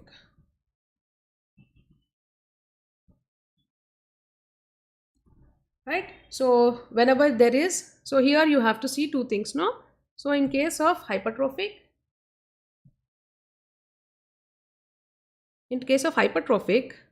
you can see that hyper means callus is present. So biology is always there. So I'll write biology and stability. So biology is there, no stability. In case of atrophic, okay, please excuse me. So in case of hypertrophic, biology and stability. So in case of hypertrophic, biology is there, but there is no stability. In atrophic, no biology, stability is there or may not be. Usually we remember it this way. So when I say it is hypertrophic, so hypertrophy means in terms of callus formation. So callus formation is present, but the bone is not stabilized, so their proper stabilization is not there in case of hypertrophic. So in this particular x-ray, what you have seen here on your left side, so here the callus formation is seen. So this is the callus formation, okay, but there is no stability, so it is not forming properly around the joint, around the fracture. So it is not forming around the fracture, and this stability is not enough for the callus to form properly or for the bone to unite. So whenever a person comes with hypertrophic non-union, you have to stabilize it. So the treatment would be stabilization. So in case of atrophy, there is no callus formation because there is no biology present there. Stability is there, but biology is absent. So here you treat it with bone grafting. Okay. So that is how you have to deal with non-unions. So coming back to our answer, so usually it can be managed conservatively. Non-unions are never managed conservatively because the whatever time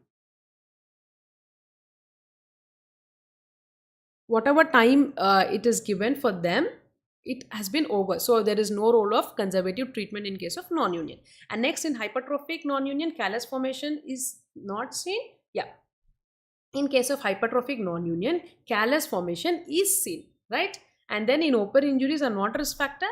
Main risk factor for non-union is open type of fractures. Whenever the fracture is open, they are at risk of non-union because the most common cause of non-union is infections. So in case of open fractures, you will see infections, and whenever there is infection, the bone will not unite properly. So bone once infected is infected for lifetime.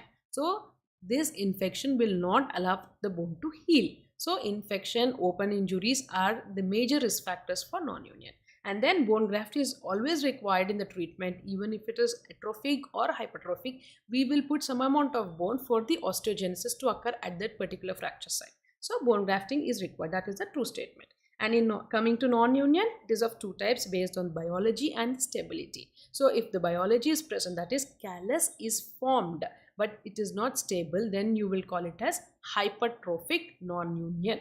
Atrophic, there is no biology, so there is no callus formation. So you will put some amount of bone graft so that the by osteogenesis stimulation will occur along with bone graft and bone is formed and union occurs. So that is atrophic non-union. What is oligo is between these two. So some amount of biology, some amount of stability is disturbed. That is called your oligotrophic. Kiska most common, what is this most common site for non-union, you're asking? So most common sites are mainly fracture neck of femur for non-unions, and your very important small bone scaphoid. So because of the various reasons, these two are important for your non-unions, neck of the femur and the scaphoid. Okay, coming to the next question. I think that is clear for you, non-union. Okay, next is, okay, now we have completed the fractures, the unions, non-unions, fracture healings. So most of the trauma part we have completed. Now we are coming to cold orthopedics. So that is your peripheral nerve injury. So this is also one of the important topic you should deal with in orthopedics. So what is this peripheral nerve injury? So whenever there is a nerve injury, what is the what will happen? Then what is the process that is the nerve undergoing, and what are the types of muscle paralysis we seen, and what is the treatment we have to give? All we'll see in the next few slides. So first, let's read this question. So regarding the peripheral nerve injury, true one is Sunderland second degree is equivalent to neuropraxia. The axonal process growth is at rate of 1 to 2 mm per day. There is rapid Wallerian degeneration or neuropraxia. Severe nerve damage occurs only with the division of the nerve. So I think if somebody has read about peripheral nerve injuries, I think they can answer this, because the axonal process growth is at the rate of 1 to 2 per day is one of the important points we learn regarding. So once you see that answer, and if they have asked only for that, then your answer would be B, even though you can't tell whether A, C, D are false. Because B is correct, you can mark it as B. Okay, but let's deal in detail with concepts. What is that? Okay, so first, whenever there is a peripheral nerve injury, so what are the peripheral nerves? Your nerves which come from spinal cord to your muscles, and from muscles to your spinal cord. So these are the peripheral nerves. Okay, and whenever there is injury to it, so this peripheral nerve is made up of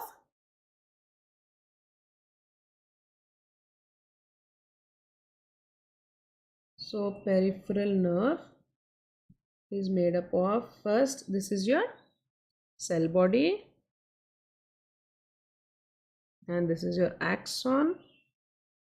Okay, and these are your terminals, right? Axon terminals, and here will be your receptors. This is the receptor, neuromuscular junction, right? And here you'll have the dendrites. It is not there in this picture, but usually you'll have dendrites at this side. And now this axon, whatever is there, is covered by a layer called myelin sheath.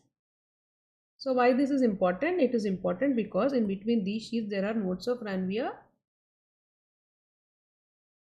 and they conduct your impulses even faster. Okay, so that is the nodes of Ranvier, the myelinated sheath. And there are layers called the endoneurium, perineurium, and epineurium, right? So what is this endo? So I have told you the first one is axon. This is the axon, which is covered by myelin sheath, which is covered by endoneurium. Fascicles are covered by peri, and lastly it is epineurium. So I think you have read it in your physiology. So first there will be axons, which are covered by, each axon is covered by endoneurium, and few of the axons will form the bundles, which are covered by perineurium, and whole of the nerve is combined by a single sheath, which is called the epineurium. So this you have to understand in detail to understand the classification. So that is why I have told you this. So whenever there is a peripheral nerve injury, so whenever the nerve is irritated or injured, what happens to it? So first the nerve will go into a phase called concussion. So where the flow of this axoplasm is stopped. Okay, and then it is the injury to the layers. Okay, so that stop to the flow is your neuropraxia. So we have three important terminology to understand. So one is neuropraxia, axonotemesis, and neurotemesis.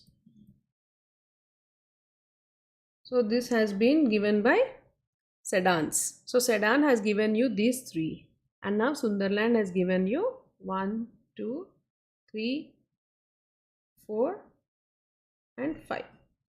So by the name itself you can tell neuropraxia. So transient stop in the flow of axoplasm is neuropraxia. So there is no damage to any nerve, so no damage to any layer, but the nerve has been irritated. So nerve is very sensitive to pressure, to vibration. So whenever there is little bit of pressure increase, or whenever there is disturbance which the nerve can't take, it will stop.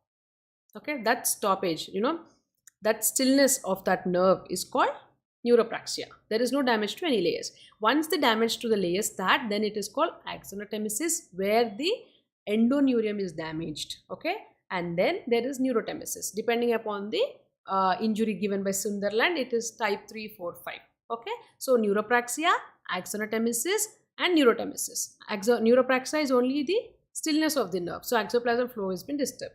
Axonotemesis is where still the axon is intact, but there is again disruption of the flow and the nerve has to undergo repair. Okay, repair for it to continue.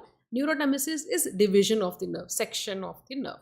Now, because it is little bit not clear between neurodemesis and axonodemesis, Sunderland has come in with an easy way of understanding of it. So whenever I say Sunderland type 1, it is neuropraxia. So similarly, 1 and 1.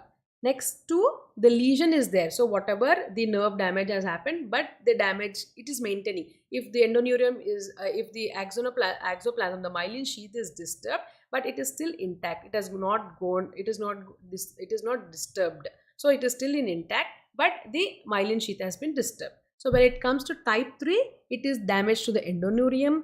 Type 4, it is damage to the perineurium, and type 5, it is damage to the epineurium. So based on it,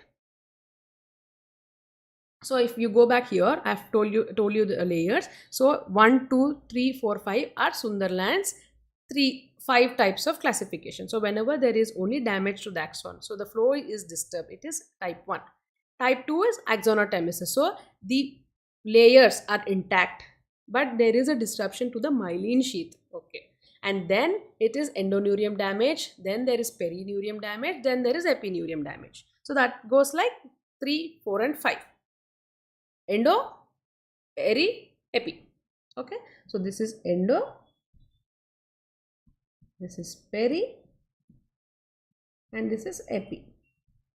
Right. So that is the complete transaction of a nerve in neurodemesis, or in case of type 5 if perineurium is damaged. So what is this Wallerian degeneration? So whenever the peripheral nerve is injured, distal to the injury, there will be Wallerian degeneration.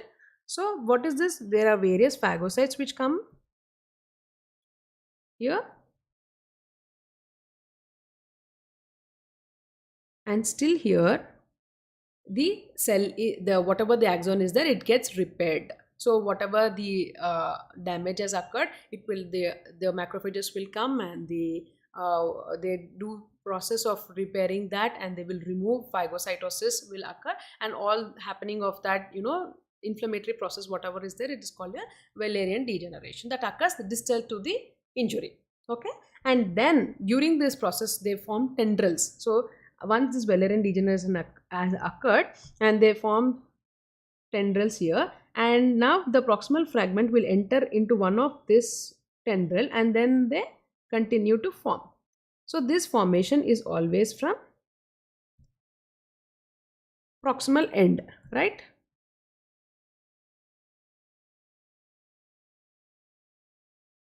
So from the proximal to the distal. So from here, if you start, if there is any nerve injury has occurred here,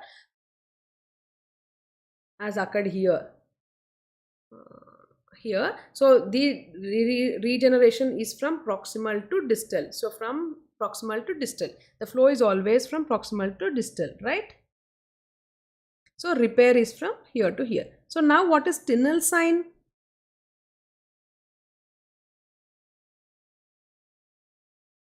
So tapping of the nerve along its course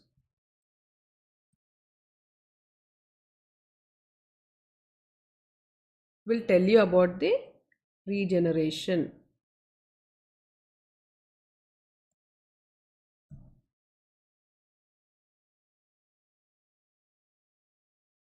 Right. So now you will tap always from distal, from here, from the distal to proximal. So once you tap along the course of the nerve, so for example, this is our nerve, you tap like this from distal to proximal. So regeneration is from here to here. So once you, on percussion, on tapping, if you have that sensation, that current shock like sensation, so the nerve root has formed till here. So then you will rate, then you will calculate according to 1 mm per day. So then you can tell the recovery would be in 6 weeks, the recovery would be in 7 weeks, like that. So whenever the Tinel sign is positive, there is a regeneration. So it is axonotemesis, the nerve is recovering, Tinel sign is positive. In neuropraxia, there is no Tinel sign. Okay, that you have to remember. Neuropraxia, no Tinel sign. Tinel sign positive, there is regeneration occurring. If no Tinel sign, further you have to evaluate. So you go for neuro conduction studies. Excuse me.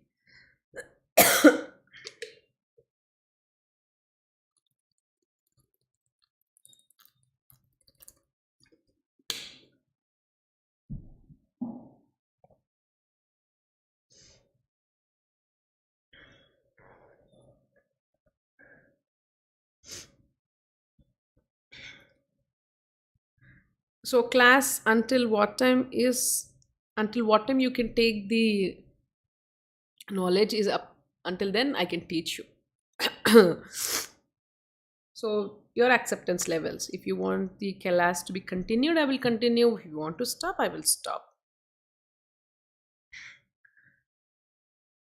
So this is regarding the peripheral nerve injury. So now you have to answer me. The answer would be, so Sunderland second degree is equivalent to neuropraxia? No, Sunderland first degree is equivalent to neuropraxia. So that is a false statement. Then the axonal process growth is a rate of 1 to 2 mm per day. Yeah, that is correct. That is 1 to 2 mm per day. There is a rapid Wallerian degeneration neuropraxia. There is no rapid degeneration, or there is no degeneration in no Wallerian degeneration is seen in case of neuropraxia. Only in case of axonotemesis this is seen. So this is also false. Severe nerve damage occurs only with the division of nerve? No, not only with the division of nerve, even if it is irritated chemically, physically, whatever the way where it cannot withstand, it is the severe damage is present. It is not important always that the nerve should be cut or severe dissection for the severe nerve damage. So now coming to this. Answer. Which among the following fracture can cause the following lesion?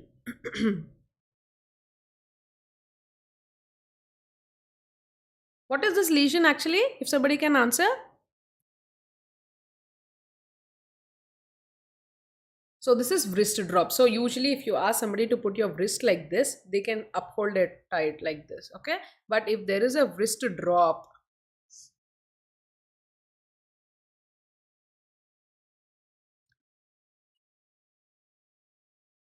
this is the wrist drop. So why it has occurred? What type of fracture will cause the wrist drop?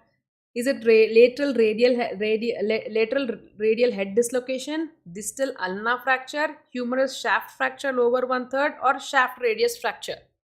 Faster. Radial nerve is damaged in which type of fracture? It is.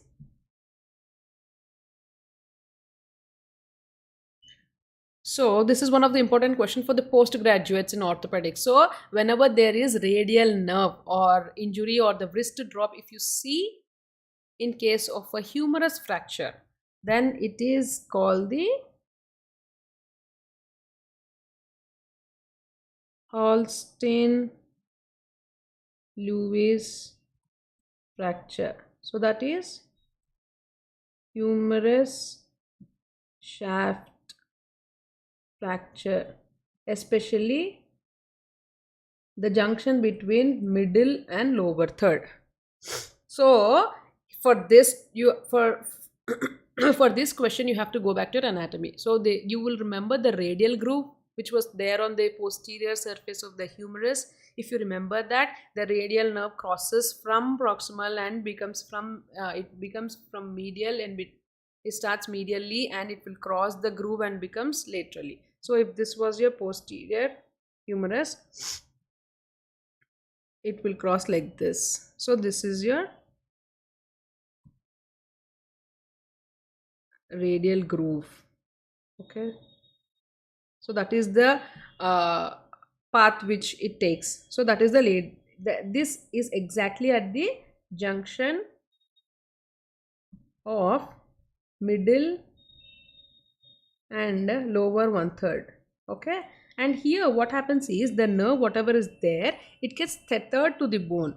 So the nerve somehow it becomes attached to that particular area, and whenever there is a fracture humerus occurring, this nerve can't go here and there, it can't escape because it has been adhered to it. So that is why it gets crushed between those two fragments, and because the crushing happened above the elbow, it results in your wrist drop.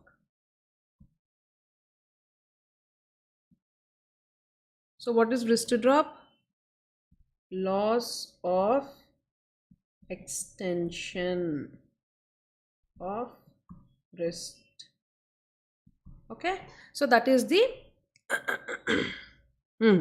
at the level of spiral, just below the level of spiral group, not exactly at the level, just below the level of spiral group. So this has occurred, and now because of this attachment to that particular bone, it gets tethered to that particular fascia, and it will not allow the radial nerve to go here and there. So whenever the fractures occur at that particular junction, it gets trapped, and gets crushed. So with that, I've told you, nerve is very sensitive even to minute pressure. So with that pressure, the radial nerve, it will go into.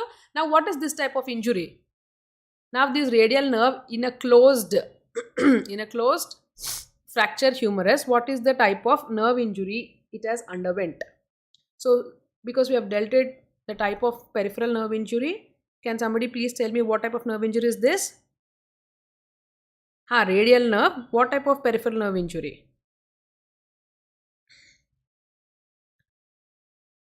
Faster, faster.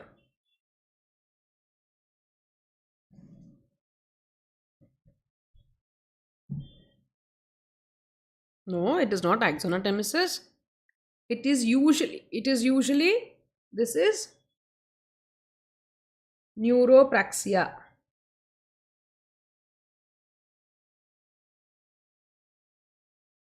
Very good. It is neuropraxia.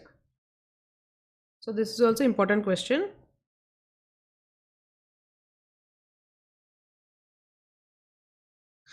So for axonotemesis, there should be some amount of sharp injury to occur to the nerve. So it should cut the axon or myelin sheath. No, here it will just cause pressure. It will the between the two fragments, it gets crushed and then get released.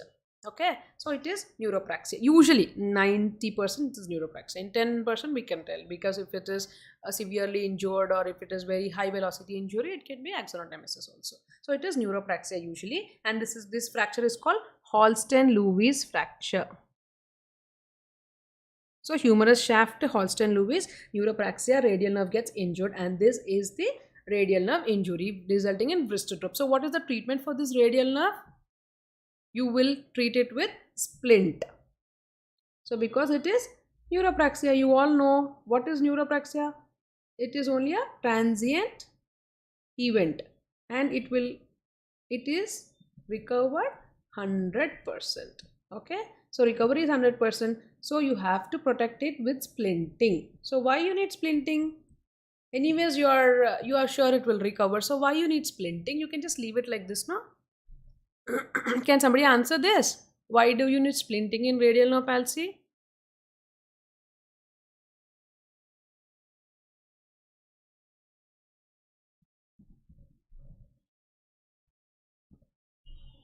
To make it up. What? To make it up, to flex it. So listen, there is a concept behind it. So whenever your nerve has got injured, so the muscle supply, so the muscles will become flabby. So whenever the muscles become flabby, the tendons are also not working because there is no movement. So when the tendons, muscles, everybody needs dynamic. So whenever you're dynamic, you are active, you will have the functioning happening. So if you don't protect this part in the splint, the tendons will get contracted in this way, and even after the recovery of nerve has happened, it will not flex because the tendons have already contracted. So to protect the tendon functionality, you will put it in the cock-up splint. So for that, you will use the dynamic cock-up splint. So whenever it is dynamic, you will make this move. Okay, that is with the mechanism you make this move, that is dynamic cock-up splint, right? If it is static, you will just put it like this and support it, and with that support, the tendons will maintain their length, their whatever the elasticity, everything is maintained, and when the nerve recovers, the movement occurs. Okay, if it is not splinted, it will result in contractures. So that is why splinting is necessary for any nerve paralysis. So what are the various splints which we use? Cock-up splint is used in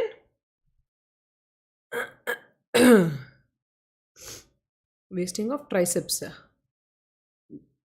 Hmm. Yeah, radial nerve palsy or wrist drop. Okay. Then knuckle blender splint is used in ulnar nerve palsy, right? And aeroplane splint in brachial plexus injury, right? Dennis Brown splint in Dennis Brown.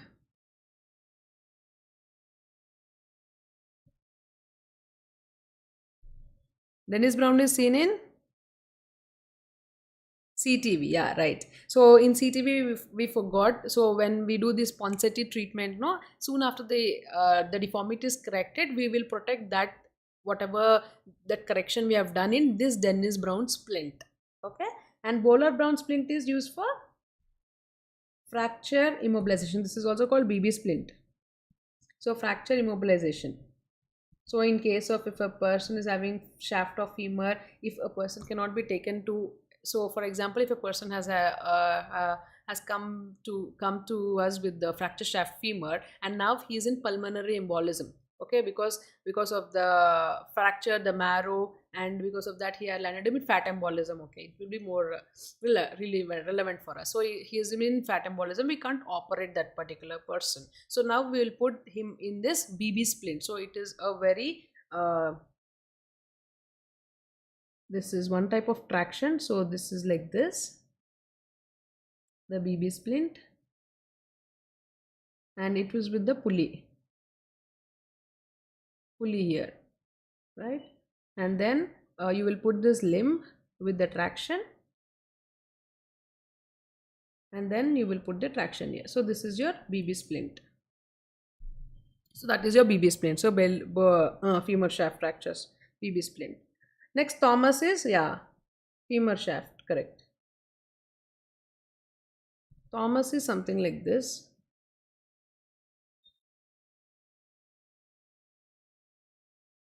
Thomas splint. So this is for femur shaft fractures. For again, same for immobilization. Okay. Yeah, knee immobilization. Correct. Von Rosen is for Von Rosen is for DDH. Pulvic also for DDH.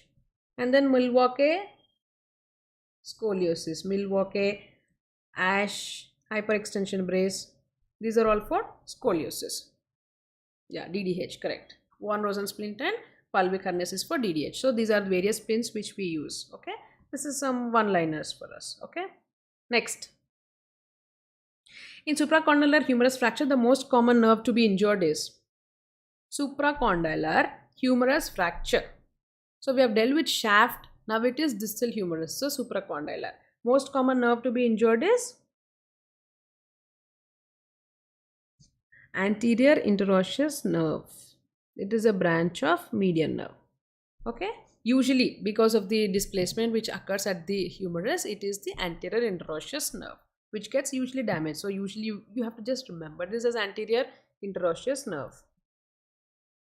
Okay, posterior interosseous nerve in forearm fractures. Shaft. Radial nerve we have already dealt it. So in supracondylar ulnar nerve also will get damaged, but that depends upon the displacement, whether it is laterally displaced or medially displaced, the distal fragment. So usually it is anterior interosseous nerve, right? Next, so there are various tests which should be done. So when now this person has come with this anterior interosseous nerve damage, so how will you test it? So what are the various tests you use? So anterior interosseous nerve is branch of median nerve, right? Posterior interosseous nerve is branch of tardy ulnar nerve palsy is, yeah, very good. It is seen in a condition called lateral condyle fracture of humerus. So this is supracondylar, no? In case of lateral condyle, where it goes to cubitus varus, so gunstop deformity, there you will see tardy ulnar nerve palsy. Lateral condyle fracture of humerus, you see tardy ulnar nerve palsy.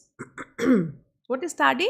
It is slow. So usually whenever there is a lateral condyle fracture and then it unites, it whenever it is not treated properly or it is neglected, it will unite in cubitus varus. So whenever that is in cubitus varus, the ulnar nerve gets stretched there, and that results in tardy ulnar nerve palsy. Right? Okay. Now next, pin. Pin, what is pin? It is posterior introosseous nerve. It is a branch of radial nerve. Right? So anterior introosseous nerve is a branch of median nerve. Posterior introosseous nerve is a branch of radial nerve. So here we have told the wrist drop is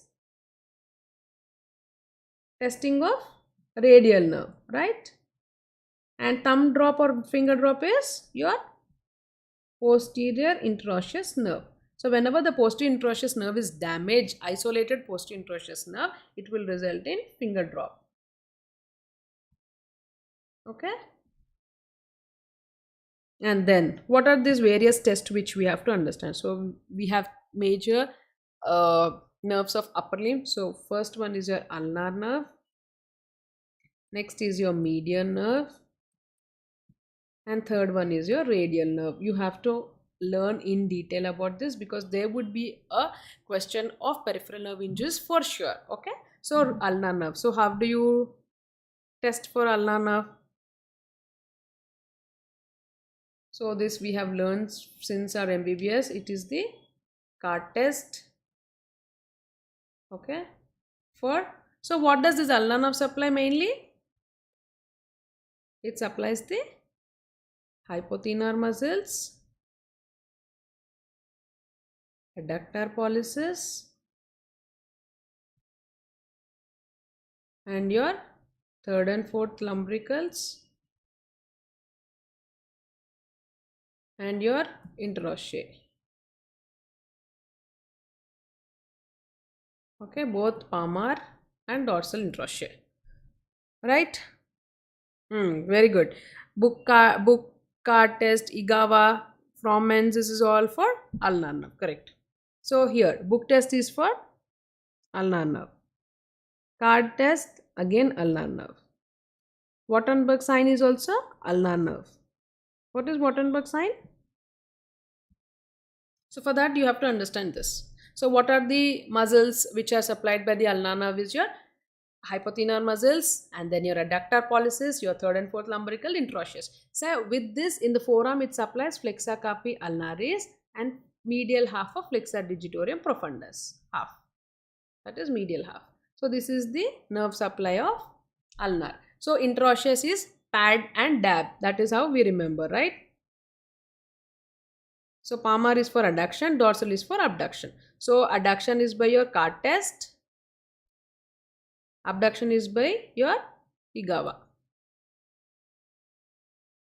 Right? So what is Wattenberg's? Wattenberg's is your fifth. Abduction of your fifth little finger, abduction of your fifth finger. This, if this deformity, if you see, if this is a deformity, if you see, then this is your Wattenberg's sign. So just the finger goes into, little finger goes into abduction. That is your Wattenberg's sign. So card, you know, so you have to catch hold of the card. So you have to use the same opposite fingers. If you are holding these two first, that is the index on the middle finger, the patient also has to use the index and the middle finger for pulling the card. So that you will test the adduction. Then the Igawa is your abduction. Okay? And Wattenberg sign. Latin sign is nothing but your claw hand. That is clawing. Hyperextension of the MCP, flexion of your IP.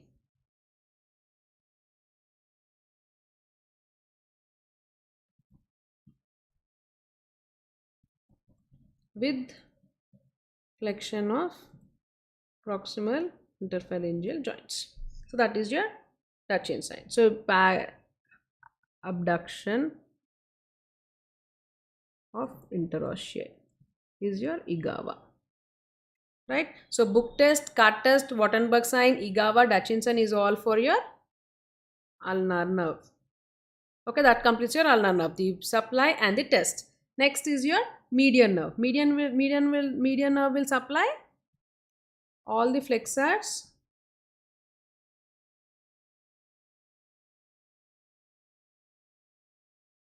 Yeah, all the flexors that except the FCU and medial of FDP. And in hand they supply the thenar eminence and then your first and second lumbricals.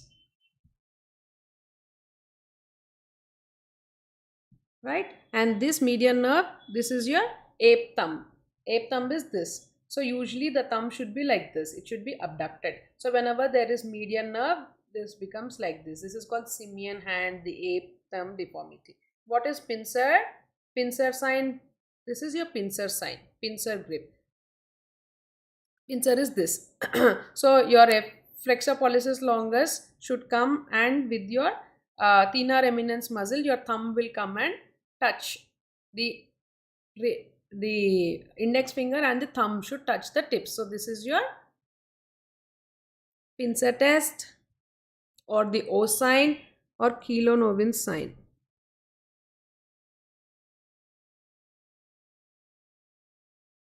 Okay, then your pointing index. So whenever there is ulnar nerve deformity, median nerve palsies, you ask the patient to clasp. This is called Ochsner's clasp deformity. So whenever that there is a median nerve palsy, this finger is stood up like this. This is called your pointing index or Ochsner's clasp deformity.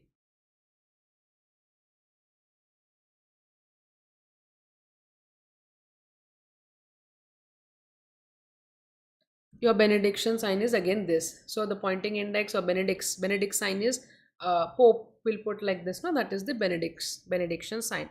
O sign, Kilonovan sign. Pen test is again pen. You know, no. This they have to touch the pen, the tip of the pen. So the patient is asked to touch the tip of the pen. This is your pen test. So here it will test your thenar eminence. Okay.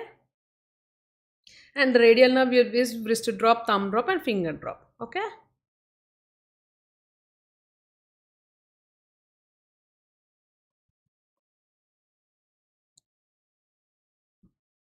So that is about your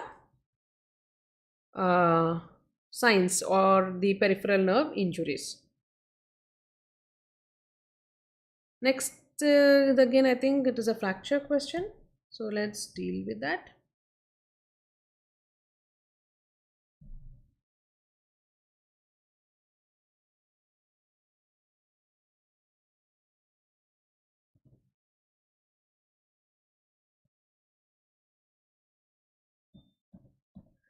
So what is book test? So whenever you ask to hold the book, it is with the adductor pollicis we do. But because of the adductor pollicis is paralyzed, we flex the thumb like this. So this flexion is called your Frohman's sign or the book test. Okay, now next question. The 26-year-old man presents to emergency department with a swelling over his left elbow after a fall on the outstretched hand. So there is a swelling of his left elbow. On examination, he has tenderness over the proximal part of his forearm and has severely restricted supination. Sorry for the interruption. Radial nerve supplies all the extensors. So radial nerve supply all the extensors. All the extensors of your hand are supplied by radial nerve, like your triceps and all the extensor compartment muscle, pronator teres, extensor carpi ulnaris, extensor carpi radialis, extensor digitorium. All those are supplied by your radial nerve. So that is why extension is absent in the wrist. So that is why it goes into wrist drop. And whenever it divides in the forearm as pin, posterior interosseous nerve, it goes into finger drop, because the extensors of these fingers are supplied by the posterior interosseous nerve. So hence it goes to finger drop. Okay. Okay. Now next question. A 26-year-old man presents to the emergency department with a swelling over his left elbow. So I have put this question just to make you understand how to answer the question in an exam. So if you see this as a question, even if you don't know anything about the answer, just read it and you will understand. So once if you see, the important points are swelling over his left elbow. So once it is elbow, then all these structures, so olecranon, radial head, it could be Galeazzi, or it could be your fracture shaft of radius or ulna. So we have dealt with all the components, and now he has tenderness over the proximal part of the forearm. So what are the proximal part? Galeazzi is distal, so you will rule out Galeazzi. Shaft is also somewhat okay, and you are left only with two, olecranon, radial head. So proximal part you have left over with olecranon, radial head. So next important point what he is giving you is he has severely restricted supination and pronation movements. So this supination and pronation movements are by your radial head. So the answer is B. So like this, you have to search for the important points in the question. So what are those important points in the question?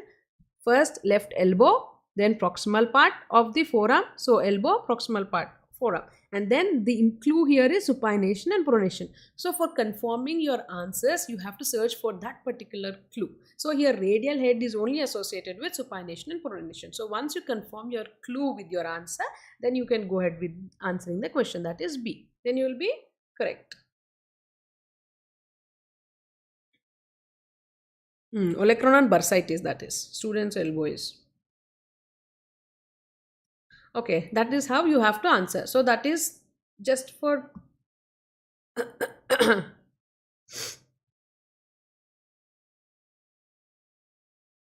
okay. Next question. All of the following are true about acute osteomyelitis in children except, so now we are dealing with infections, right? So I think you are very much familiar with infections part, because osteomyelitis is most important topic of orthopedics. So I think you can answer this question. Pain and fever are cardinal symptoms. So I'm asking you, all the following are true. True. Okay. Except. So pain and fever are cardinal symptoms. Hematogenous spread is the most common mode. Staph aureus is the commonest causative organism.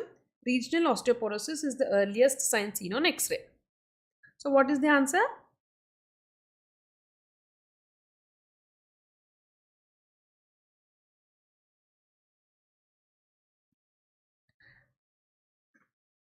True except. So now let's deal with the osteomyelitis. So what is osteomyelitis? Osteomyelitis is nothing but your infection of bone plus marrow. Osteo is bone. My is marrow. Itis is inflammation. Why is this inflammation occurring in the bone? It is because of the infection, right? Okay, come on. It is because of the infection. Now the inflammation has occurred in bone and the marrow, that is called osteomyelitis. So most common organism which causes this is your Staph aureus. Always it is Staph aureus in orthopedics. Okay, most common organism.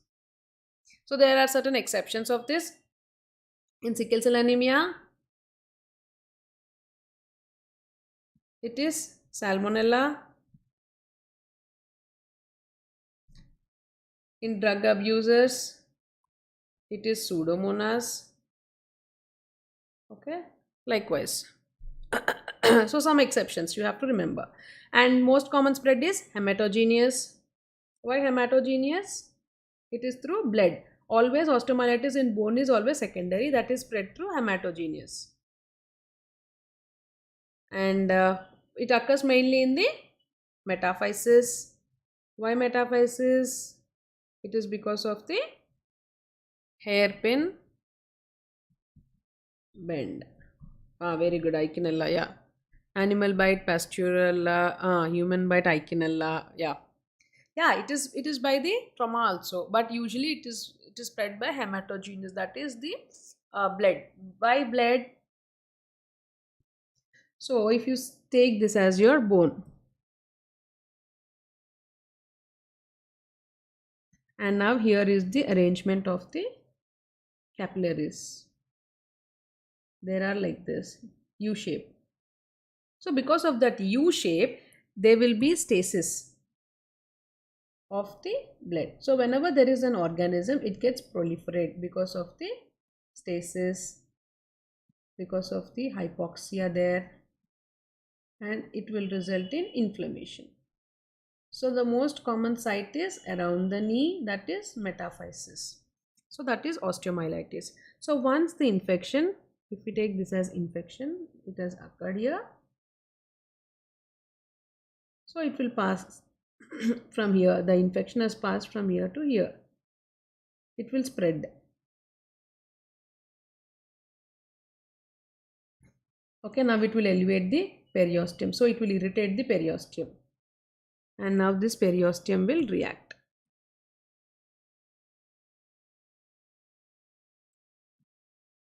It will react and form bone. What it does, periosteum, when it gets irritated, it reacts and it forms the bone. And then if it is still not treated, it will break that periosteum and it will come and will go through the soft tissue planes. Okay, this is the soft tissue here.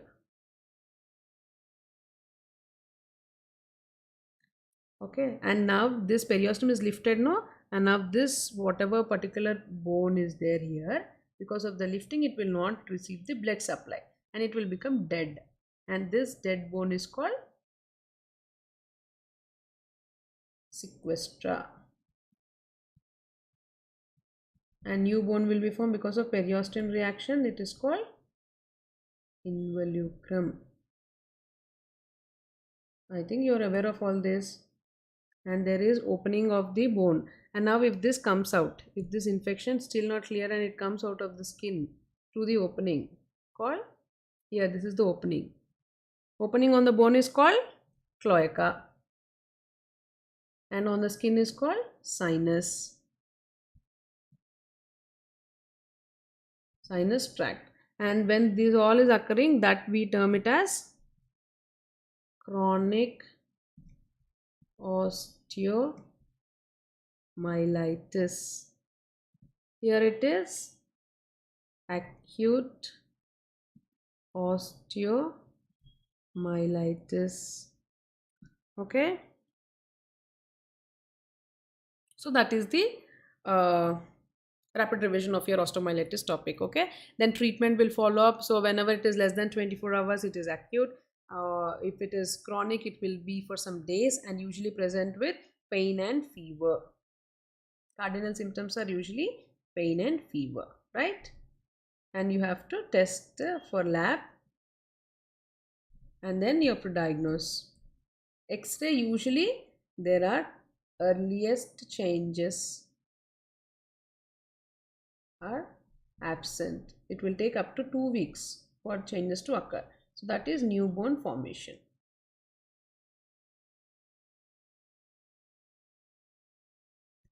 And sclerosis, whatever is there, the regional osteoporosis is the important symptom, is the important sign which you have to see in the X-ray, but that is after 2 weeks. So there will be regional osteoporosis after 2 weeks, which is not the earliest sign. Okay, and Staph aureus is the most common organism. Hematogenous is the most common mode. Pain and fever are the cardinal symptoms. So the answer is regional osteoporosis is not the earliest sign. Okay. What is Brody's abscess? So what is Brody's abscess? So what is this Brody's abscess is? Still here you have followed, no? Now the infection is there here.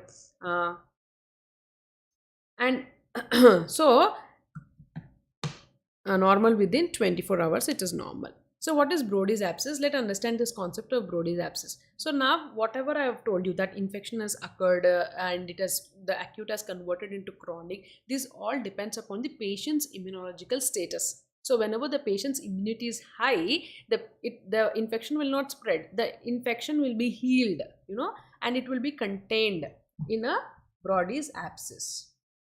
So now if this is your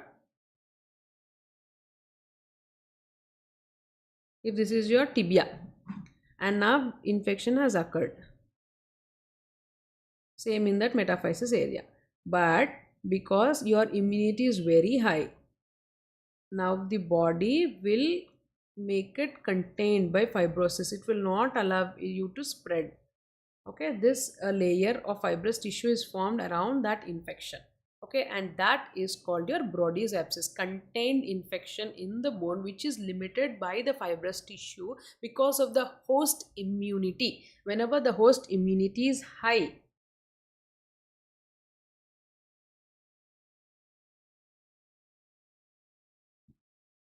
and that is your Brodys abscess. It is usually seen in proximal end of tibia, and it is seen on x-rays. That is your Brodys abscess. Okay, yeah, upper end of tibia. Yeah, Brodys abscess will not spread. It is contained in a fibrous tissue. So that is Brodys abscess. It is a lesion which is appreciated on the X-ray, right? So that is Brodys abscess. So subacute osteomyelitis is somewhere here only. So it is acute is the inflammation with pain, fever and all. Chronic osteomyelitis is cloaca in between where the immunity has played a role. So if the immunity is increased and you are limiting that infection, then you call it as subacute osteomyelitis. So one example you can take it as Brodys abscess also is subacute osteomyelitis.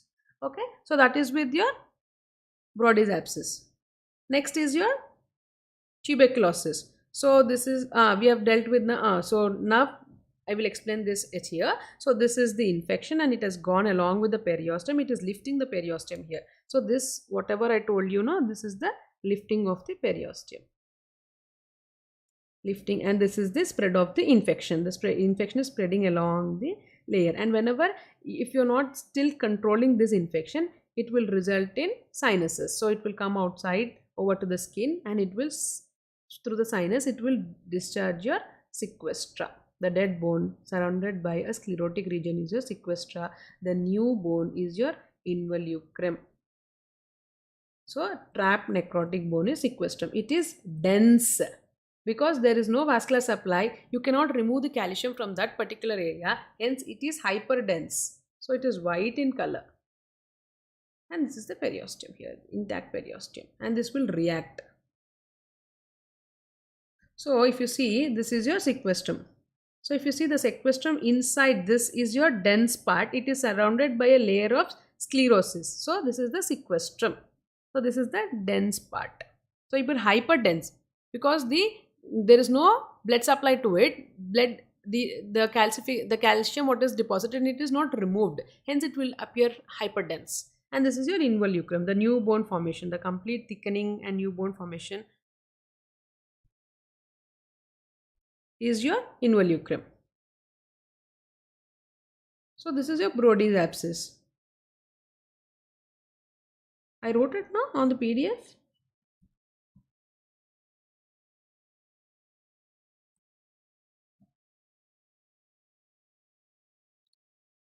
Okay. So that is about your osteomyelitis, and we have dealt with the sequestra which gets deposited on the skin through the sinuses. So there are various sequestra which get deposited. So what are the types of sequestrum which gets deposited?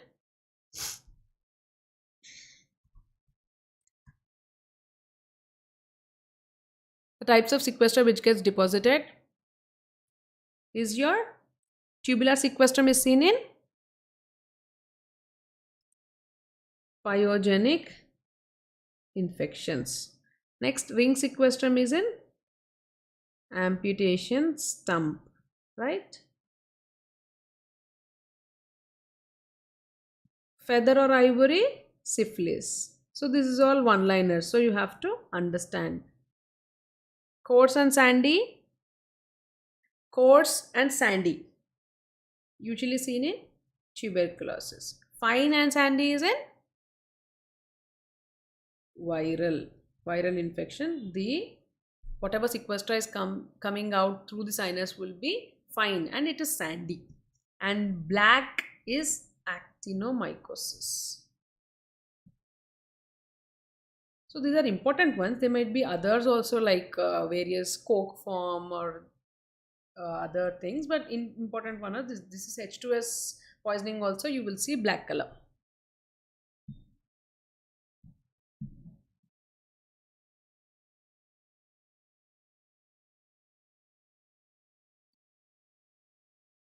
So that is how we deal with the infection. So that is the osteomyelitis. So acute osteomyelitis and chronic osteomyelitis, right? Acute osteomyelitis is infection, and it presents with pain and fever, and raised ESR counts will be raised, and you treat it with antibiotics. So 2 weeks of IV antibiotics, you treat the acute osteomyelitis. And then chronic osteomyelitis, you have to remove the sequestrum. So sequestrum is removed and saucerization is done. So you will create it as a saucer, and where the abscess will be drained continuously. So that is the sequestrum treatment, sequestrectomy. Okay, that is the treatment for chronic osteomyelitis. And next, coming to TB osteomyelitis. Identify the true statement for regarding tuberculosis of the bone.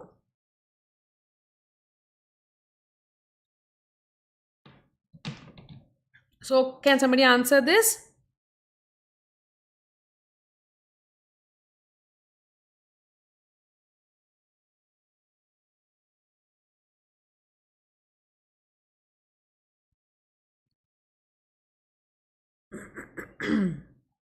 Yeah, very good. So most common area affected in TB knee is TB joint is knee joint, and then rosette formation is a characteristic lesion on histopathology. No, we all know that TB is granuloma formation. So caseous necrosis surrounded by your cells, lymphocytes is the epithelioid cells or lymphocytes with caseous necrosis is the hallmark for tuberculosis. And the joint heals with fibrous ankylosis. This is very important for TB. Tuberculosis, it always heals with fibrous ankylosis. And periarticular osteosclerosis is hallmark. Okay.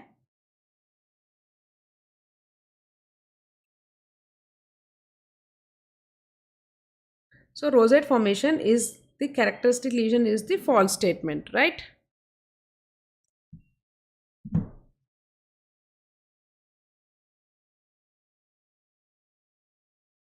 Okay, now next deal with the TB. So here the most common organism is Mycobacterium tuberculosis, right?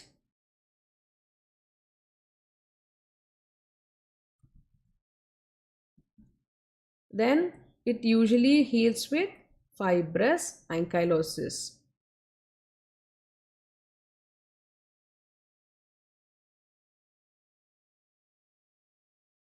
And then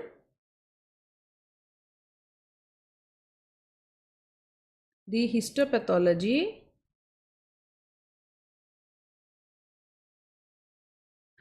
So coming to the TB, TB is most commonly seen in spine. Okay, spine is most common site where TB is involved. So tuberculous bacteria will mainly present in the spine. Then it is hip, and then it is knee, right? So hip, spine, hip, and knee. So in this question, usually it is not given as the most common affected. No, most common area affected in the knee joint is, or it could also be knee joint, it is also hip joint, but if you take, hip is more than knee. Okay, yeah, it is spine, most common is spine, then it is hip, then it is knee. So on HP you see the caseous necrosis with epithelioid cells, right? So that is the histopathology. And then in hip there are various stages for TB hip. So first is stage of synovitis, that is Faber. Okay, then mild deformity, severe deformity, then ankylosis. So ankylosis is the end point for tuberculosis, that is fibrous ankylosis. Okay.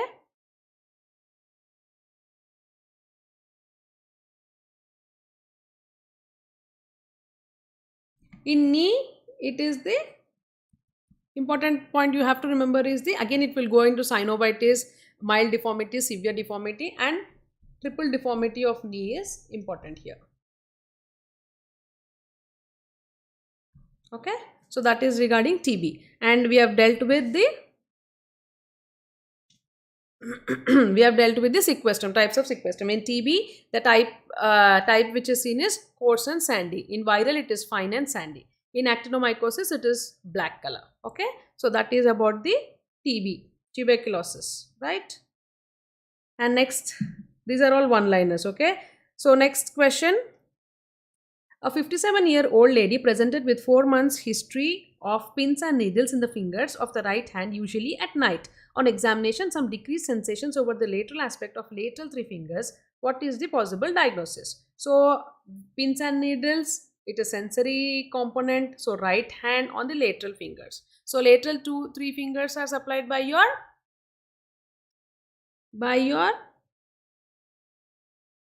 median nerve, right? So they are talking something relevant to median nerve. So where the median nerve gets compressed is the question. So it is in carpal tunnel. The carpal tunnel, it gets compressed. Hence the answer is carpal tunnel syndrome. So this particular lady, 57 years old lady who presented with pins and needle sensation, that is sensory component of the median nerve, is getting involved. If the wasting of muscles is present, that is the motor component. So here the answer is carpal tunnel syndrome. It is compression of the median nerve. Next, what are the various nerves which gets involved? So if it is carpal tunnel, we have already answered, it is median nerve. Let's make it faster. Next, tarsal tunnel. Tarsal tunnel. Posterior tibial nerve. Where is tarsal tunnel? Anterior aspect of your ankle. So that is the posterior tibial nerve. Then piriformis syndrome, which nerve gets compressed? Sciatic nerve. Myalgia paresthetica, lateral cutaneous nerve of thigh. Similarly, chiralgia paresthetica, superficial radial nerve or dorsal radial nerve. Cubital tunnel, it is the ulnar nerve at elbow. Guyans, ulnar nerve at wrist. Thoracic outlet, brachial plexus. Very good. So these are the various nerves which gets involved. So these are important one-liners and indirect questions also, like the lady presented with so and so sensory components. If it was myalgia paresthetica, the lady complains about the lateral aspect of the thigh. There is tingling and numbness sensation over the lateral aspect of the thigh, and this sensation is more even if the cloth touches the area of the skin. So if that cloth which is there over her, whatever the dress she's wearing or whatever the part, even if the cloth is touching over that particular lateral side, she will have this tingling sensation. So then you have to answer it as lateral cutaneous nerve of the thigh.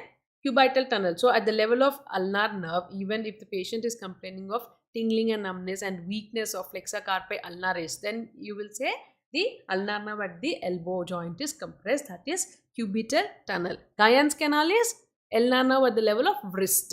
Pisiform bone, Guyon's canal. So the ulnar nerve get compressed here, and it is your sensory component which is mostly involved. And thoracic outlet, you all know it is brachial plexus. Piriformis syndrome is sciatic nerve. Okay, and then these are one-liners. Okay, next question. Now it is osteoarthritis. So following are the true regarding osteoarthritis except occurs in synovial joints, X-ray shows no significant finding, Kellgren and Lawrence grading is employed for osteoarthritis, previous injury can predispose to osteoarthritis.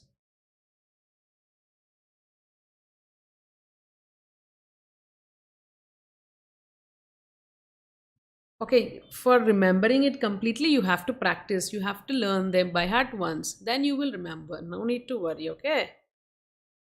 So 17th is except. Read properly. Occurs in synovial joints is correct.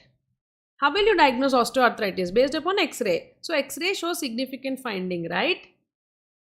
Kellgren and Lawrence grading is employed. So this grading, whatever is there below, is your Kellgren and Lawrence grading. And previous injury, yes, it can predispose to osteoarthritis. So previous injury, whenever there is there, even if it is a meniscus or ACL tear, or if the patient has simply have any traumatic injury, that will result in arthritis, early arthritis. Okay, but X-ray is very important feature in arthritis. So to diagnose arthritis, we need X-ray. So X-ray, particular X-ray what I'm showing is here, the knee x-ray, that too in standing view. So for diagnosis of osteoarthritis, what is this osteoarthritis? It is a degenerative condition. Degenerative condition of cartilage. Okay. And now because of that, patient presents with pain, and you will see the x-ray changes and diagnose. Okay, so what are the various x-ray here? It is normal x-ray, and here you can see mild changes, very mild when compared to the lateral component. First thing will be the medial joint space narrowing for OA.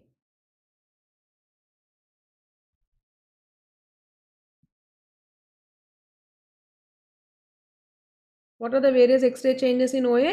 First is medial joint space. So what is osteoarthritis? So bone and joint. Okay, osteo is bone, arthritis is joint. Itis, arthros. Arthros is joint, itis is inflammation. So this inflammation is because of the load which we put it on the knee joint. So osteoarthritis is degeneration. So when it gets degenerated, when it is excessively used, overuse of that particular joint will cause some inflammation around the joint which disturbs the cartilage. So once the cartilage is been degraded, the bone is denuded. Now the bone up the proximal, the knee joint, whatever the bone is there, the distal part of the femur and the proximal part of the tibia, they get rubbed with each other because of the absence of the cartilage. And with this rubbing, there is inflammation which is produced, and this inflammation will cause the pain. And if this is severe, not treated, it will result in deformity. Okay, that is what is called osteoarthritis. So in X-ray, what are the changes you see? You see medial joint space narrowing. You see subsclerotic and subchondral cyst.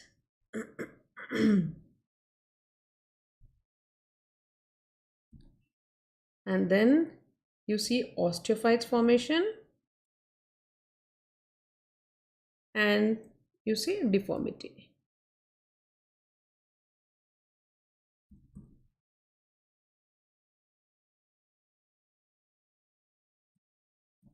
So these are all based upon that. They have divided into grade 1, grade 2, grade 3 and grade 4. So grade 1 is space narrowing. So medial, if it is osteoarthritis, usually it is medial joint space narrowing, because medial side the load is taken more.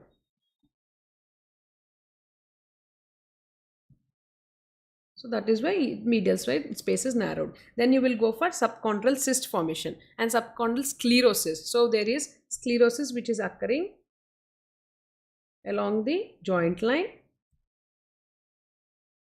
and most important one is the osteophytes. So where are the osteophytes? So here, the extra bone which is formed here, this is all osteophyte bones. Okay. So because of these osteophytes, whatever the ligaments are there, they get stretched, and that results in ultimate form of deformity. So if it is medial side, the medial collateral ligament gets compressed, the lateral collateral ligaments get enlarged, and that results in varus deformity in case of osteoarthritis, right? So that is osteoarthritis.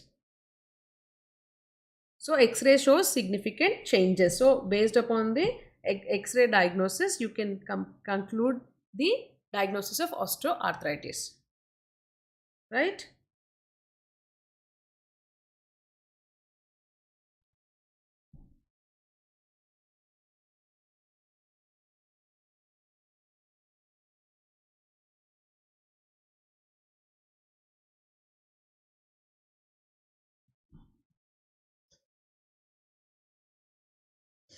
Next, this is one more one-liner. We'll deal with this quickly. Okay. So the most common patellar bursitis. So that is osteoarthritis for you. Okay. Any doubts?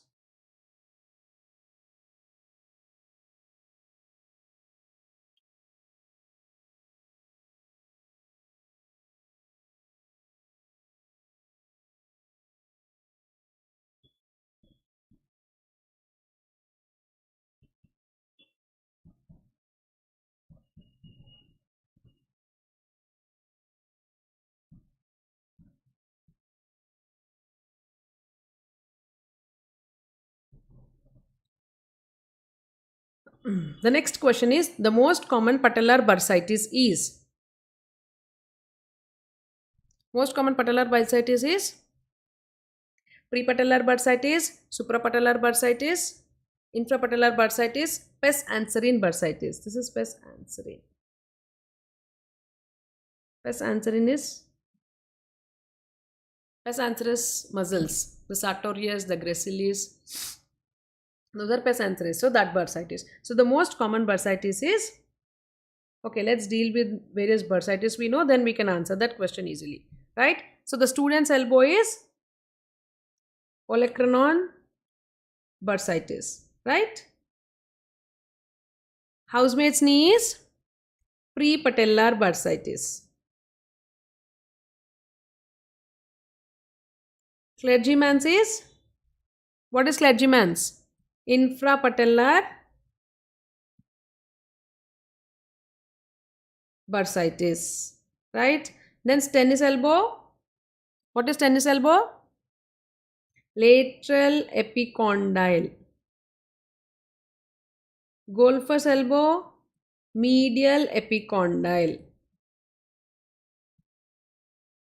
What is pulled elbow? This is dislocation of your radial head from annular ligament.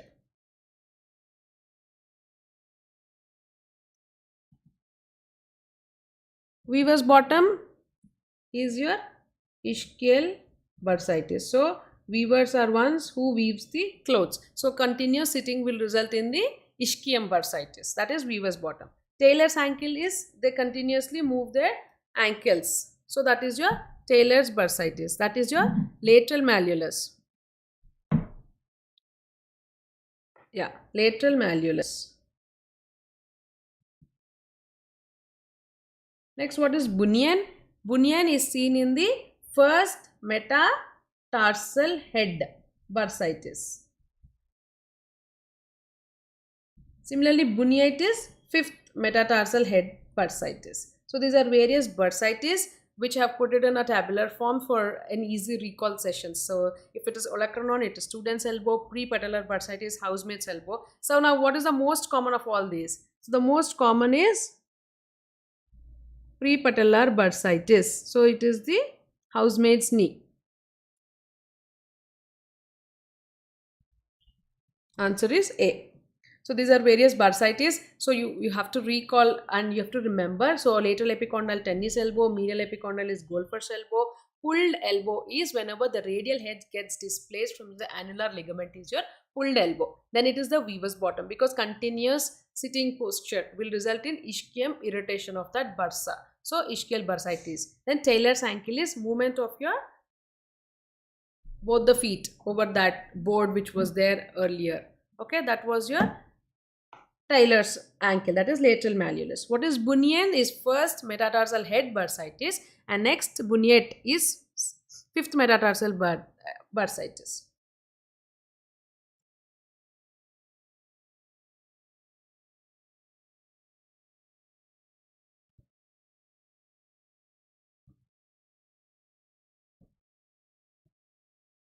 Okay, now let's deal with this one important topic and should we continue or should we wind up? You're able to take more.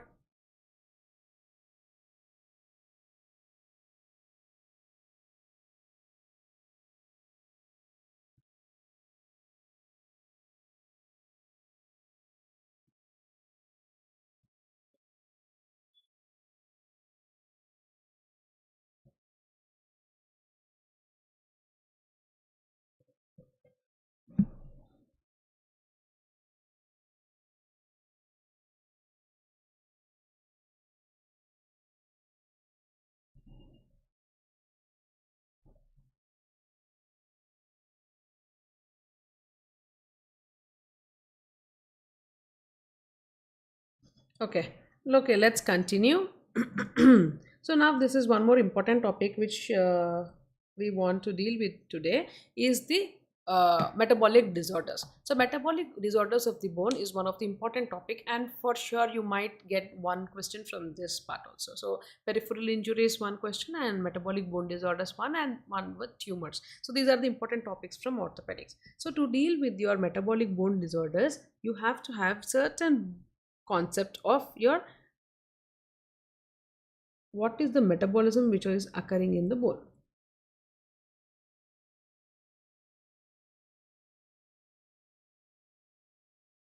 Okay, so to understand this metabolic bone disorders, let's understand the calcium, phosphorus, alkaline phosphatase, vitamin D, parathyroid hormone. Okay, these are important things which you have to know.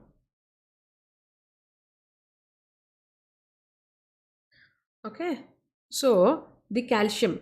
So calcium, phosphorus are two important minerals of the body which are deposited on the osteoid, and then it forms the bone. So first osteoid is laid, that is nothing but the bone, and mineralized. So it is mineralization of bone. So that is called bone mineralization. So what are those minerals? Those are calcium and phosphate in form of hydroxyapatite, right? Right? And then what is this alkaline phosphatase? This is with osteoblast. What are osteoblasts? These are types of cells which are present in the bone. So there are three types of cells: osteoblast, osteoclast, osteocytes. Osteoblasts are involved in bone formation. Osteoclasts are involved in bone resorption. So osteoblast, bone formation; osteoclast, in bone resorption; and osteocyte, it is a quiescent osteoblast, right? But I'm telling you one secret regarding this: it is involved in phosphate mechanism. Usually people are not aware of this, but I'm telling you, it is involved in phosphate mechanism. The osteocyte is not quite, it is involved in phosphate mechanism. So you have understood what is osteoid. Osteoid is the bone layer, that is the collagen. Type 1 collagen is mainly involved in bone, so that type 1 collagen is laid, and then there are some proteins which are present, and that is your osteoid. So this is mineralized with calcium and phosphorus by the cells. Okay, the mineralization also by the osteocytes. Now what does this osteoclast will do? It will resorption of the bone. So bone should always be formed, then it should be resorbed, then it should be formed. So that is how bone dynamics will continue. Okay, and then your alkaline phosphatase, whatever is there, this enzyme is associated with your osteoblastic activity. Okay, remember it is from osteoblast, and whenever there is osteoblastic activity, this alkaline phosphatase is involved. And then it is vitamin D. Vitamin D are parathyroid hormones, are the steroids. Are the steroids which are involved in your calcium and phosphate metabolism, right? So what does these steroids do? So first one is vitamin D, which is very, very important. So it will increase your calcium and also increase your phosphate reabsorption in the kidney, reabsorption in the intestine, and from the bone. Okay, and then parathyroid hormone, what does this do? This is little tricky. So this parathyroid hormone is very friendly with calcium, but it hates this phosphate. So whenever parathyroid hormones come, it will only save calcium, but vitamin D is friendly with both. Vitamin D likes both. It likes calcium, it likes phosphorus. So it will tell both are reabsorbed, both are increased, both are required for me for bone formation. It is good with everybody. But parathyroid hormone is not like that. It likes only calcium, so it will increase only calcium, and it will cause excretion of the phosphate. Okay, so whenever the parathyroid hormone is increased, there is excretion of phosphate, right? So that is the basic. So there is calcium, there is phosphate, and calcium, there is one more hormone which is involved, that is calcitonin. Okay, it is from C cells of thyroid. It will also normalize. So whenever there is increased calcium, so this will come, this calcitonin will come and it will tell enough calcium, little lower down, so it will come down to normal. Whenever there is down, now the parathyroid normal will come. No, calcium is always should be high, so it will increase the calcium. So calcitonin will normalize in hypercalcemia. Parathormone will normalize calcium in hypo. Okay, that is the basic of your yeah.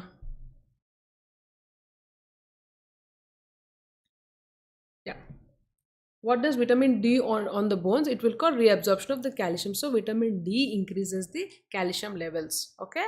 Okay. So this is the basic of the metabolic bone disorder. So first the calcium, the phosphate, and then it is alkaline phosphate. These two important steroids, that is vitamin D and parathyroid hormones. Then I have told you about three important cells: the osteoblast, the osteocytes, the osteoclast. Okay. The osteoblast will cause increase in the bone formation, that is the blastic activity, where the alkaline phosphate is increased, and it also is involved in the mineralization. And osteoclast will cause resorption of the bone, so it is involved in resorption of the bone.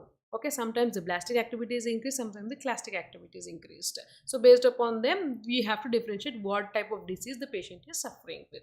And then it is the parathyroid hormone. The parathyroid hormone is very friendly with the calcium. It always wants the calcium to be high, but it dislikes phosphate, so it always sends phosphate out. So whenever the parathyroid hormone is increased, there will be increase in calcium but decrease in phosphate.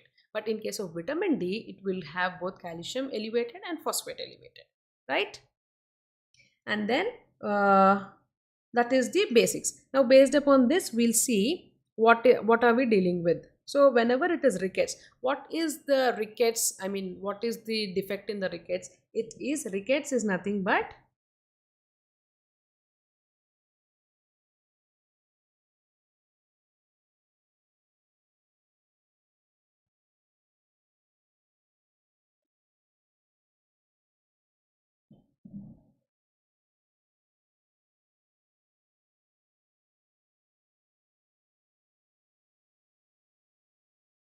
rickets is demineralization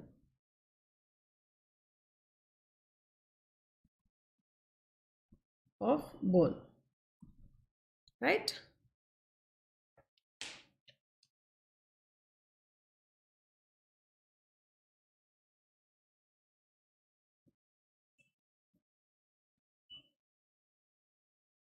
So there is a defect in mineralization. So defective mineralization or demineralization of the bone is the pathology of rickets.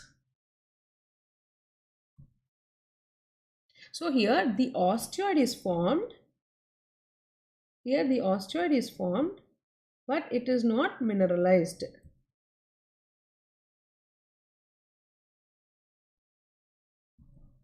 Why it is not mineralized? Because lack of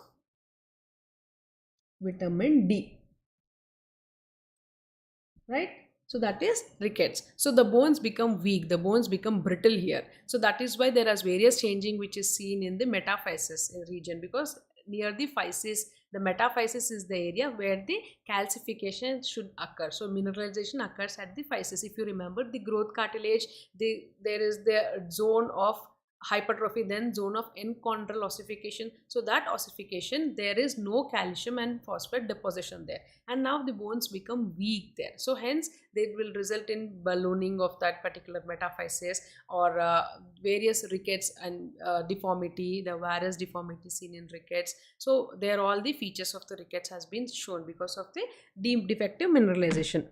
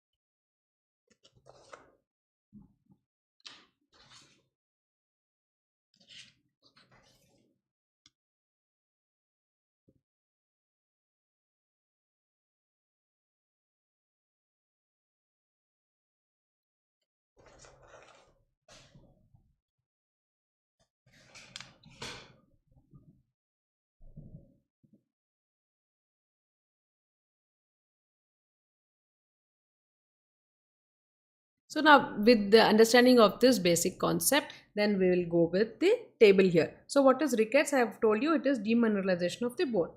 Okay, right? So now in the rickets, so what happens to the calcium in the rickets? It is decreased. So there is no calcium, and vitamin D is decreased. So sometimes here the calcium can be normal or it is decreased, right? But vitamin D is decreased here, right? And then what happens to the phosphate? Because vitamin D will go hand with calcium and phosphate, this is also decreased. Because there is decrease in calcium, the parathyroid hormone will get increased, right? And because of the osteoblastic activity, sometimes the ALP can also be increased in case of rickets. Okay, so that is rickets. Rickets is only defective demineralization of the bone. Okay, and now let's deal with osteoporosis. So what is osteoporosis? Osteoporosis, the osteoid plus mineralization.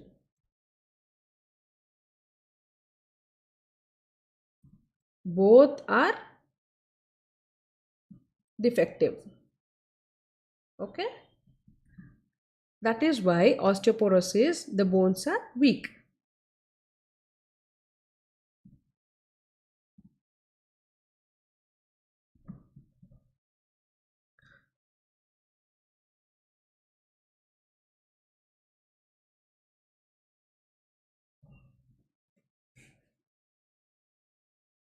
Okay, so that is osteoporosis. In osteoporosis, if you see the calcium, the phosphorus, the alkaline phosphatase and parathyroid hormone usually are at the normal level. Sometimes there will be a decrease in bone mineral density, so BMD will be decreased. That is where you will assess that the bone is weaker. So the osteoid and the mineralization both are weak in case of osteoporosis. So that is osteoporosis, right? And next comes the primary hyperparathyroidism and secondary hyperparathyroidism. What is hyperparathyroidism? Hyperparathyroidism itself is increase in PTH, right? The parathyroid hormone is increased. So I have told you in case of parathyroid hormone, it always favors calcium. So there will be increase in calcium and there will be always a decrease in phosphate, right? And then the ALP will increase because of the blastic activities. So hyperparathyroidism is always result is with increase in ALP. So there will be increase in calcium, decrease in phosphate.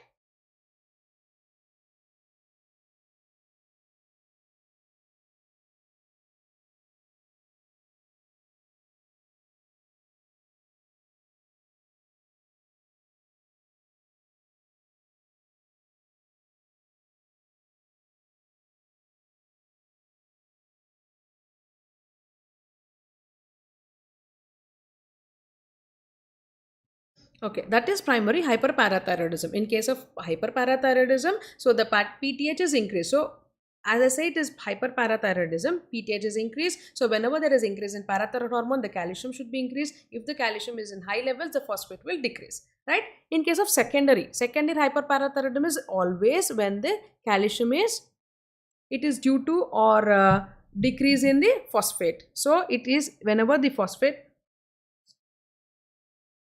so whenever the phosphate, so secondary is again increase in parathyroid hormone. So here the calcium will be more, phosphate will be less, and again alkaline phosphate is more. So primary is because of the defect in parathyroid itself, like parathyroid adenoma. Secondary is whenever there is a loss of calcium, there will be increase in parathyroid. Okay.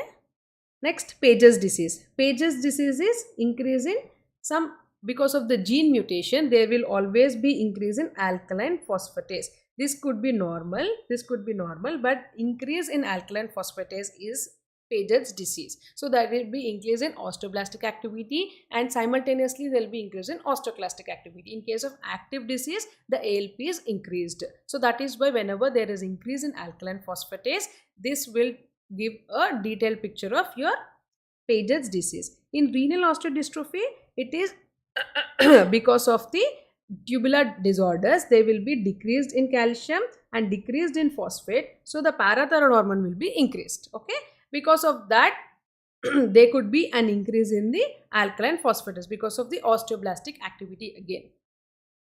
Okay, so this is regarding the metabolic disorder. So based upon this, you can understand what are the types of disorders which we deal with. So in case of rickets, the calcium is always low, the phosphate is low because here the vitamin D is deficient. So vitamin D will cause the reabsorption of calcium and reabsorption of phosphate from the intestine and from the kidney. It will cause deposition and the mineralization of the bone. Okay, the calcium mineralization and the phosphate mineralization is because of vitamin D. And then primary hyperparathyroidism. Primary hyperparathyroidism is where first you have to see here there will be increase in parathormone level. So this is the key. So whenever the parathormone is increased, there will be increase in calcium because I have told you parathormone always likes calcium. So there is increase in calcium, and because of that there is phosphate excretion is there. And whenever the parathormone is increased, it will always stimulate the osteoblast. So the ALP is increased, the osteoblastic activity is increased in case of increase in parathormone. Next, secondary hyperparathyroidism, it is again calcium is increased because of the key again here is increase of parathormone, right? And next, Paget's disease, usually all the other parameters are within normal. The most common lab investigation we see in case of Paget's is increase in alkaline phosphatase. Renal osteodystrophy is kidney disease. So there will be absent reabsorption of calcium, absent reabsorption of phosphate. Okay, so the excretion of calcium and phosphate is increased. So because calcium is low, the parathormone is increased, and whenever the parathormone is increased, it increases the osteoblastic activity. So ALP is also increased.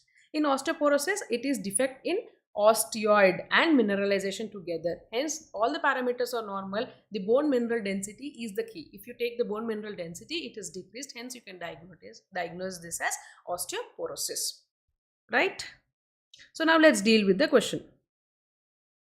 So in case of hypophosphatemic rickets, hypophosphatemic rickets is whenever the phosphate is very low, and that will cause the rickets. So that mineralization is defective, no? So that is hypophosphatemic rickets. So this is one of the congenital conditions it is seen. So here the part of renal tubular decrease cause phosphate retention. It is wrong. So whenever it is hypophosphorus, it is phosphate excretion should be increased. Familial hypophosphatemic rickets is X-linked recessive, that we have to learn later, and vitamin D is usually not required for the treatment. It is required, but the treatment depends upon the cause. Serum calcium and PTH levels are usually normal. So in case of hypophosphatemic rickets, usually the calcium and parathormone normals are normal, and in case of hypophosphatemic rickets, it is usually X-linked dominant.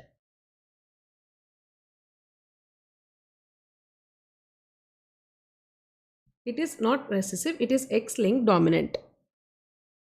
Okay, and in case of vitamin D is usually required, it is also required, but this rickets is not due to decrease in vitamin D. It is due to a mutation in FEX gene.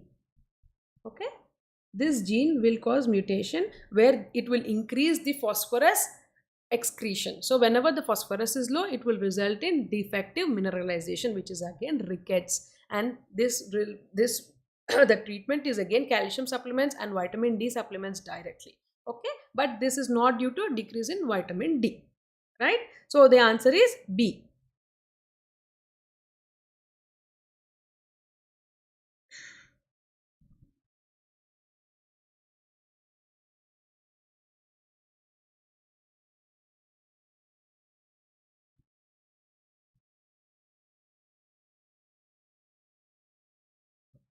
Okay, that is the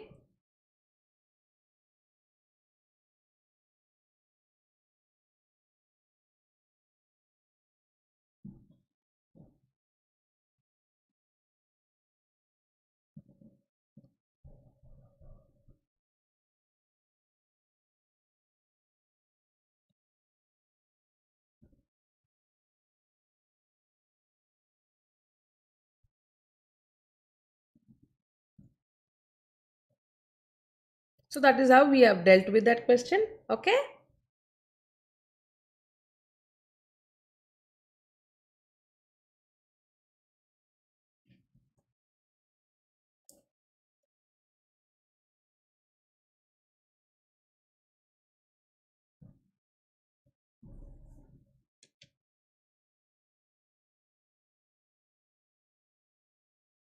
So now, let's take a small break of 5 minutes. I'll just be back.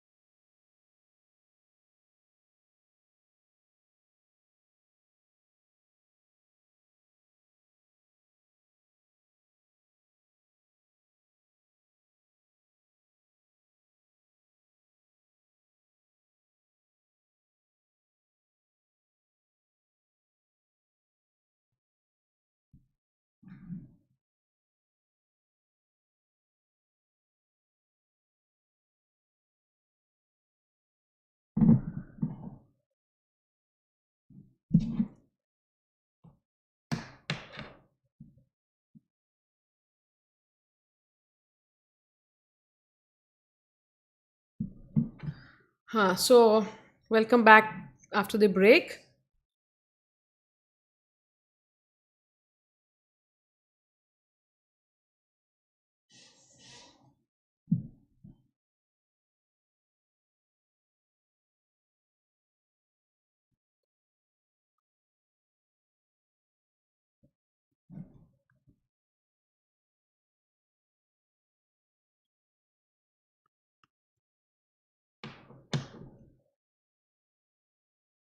So that is about the metabolic bone disorders, right?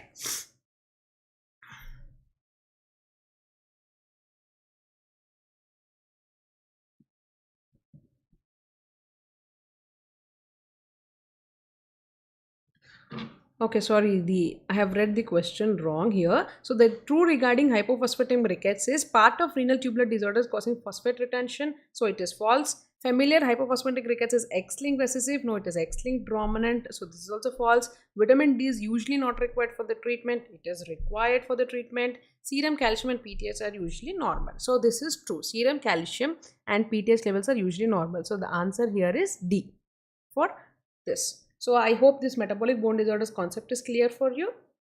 Shall I revise it once again?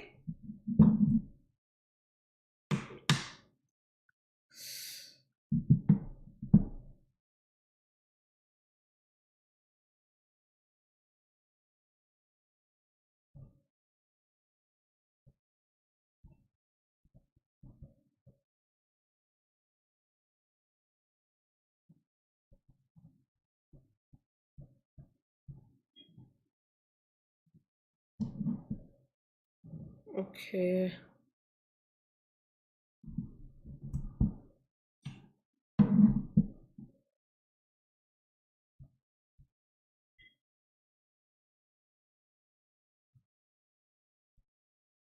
Okay. So I'll just give a brief explanation regarding this. So metabolic bone disorders, two important minerals you have to remember, that is calcium and phosphate, and then is one enzyme which you have to remember is alkaline phosphatase, and there are two important steroids which have hormones, not steroids, sorry, these are the hormones which you have to remember. Those are vitamin D and parathyroid hormone. Okay, these are hormones, right? So this is vitamin D and parathyroid hormones, and there are three important cells which you have to remember is osteoblast, osteoclast, and osteocyte.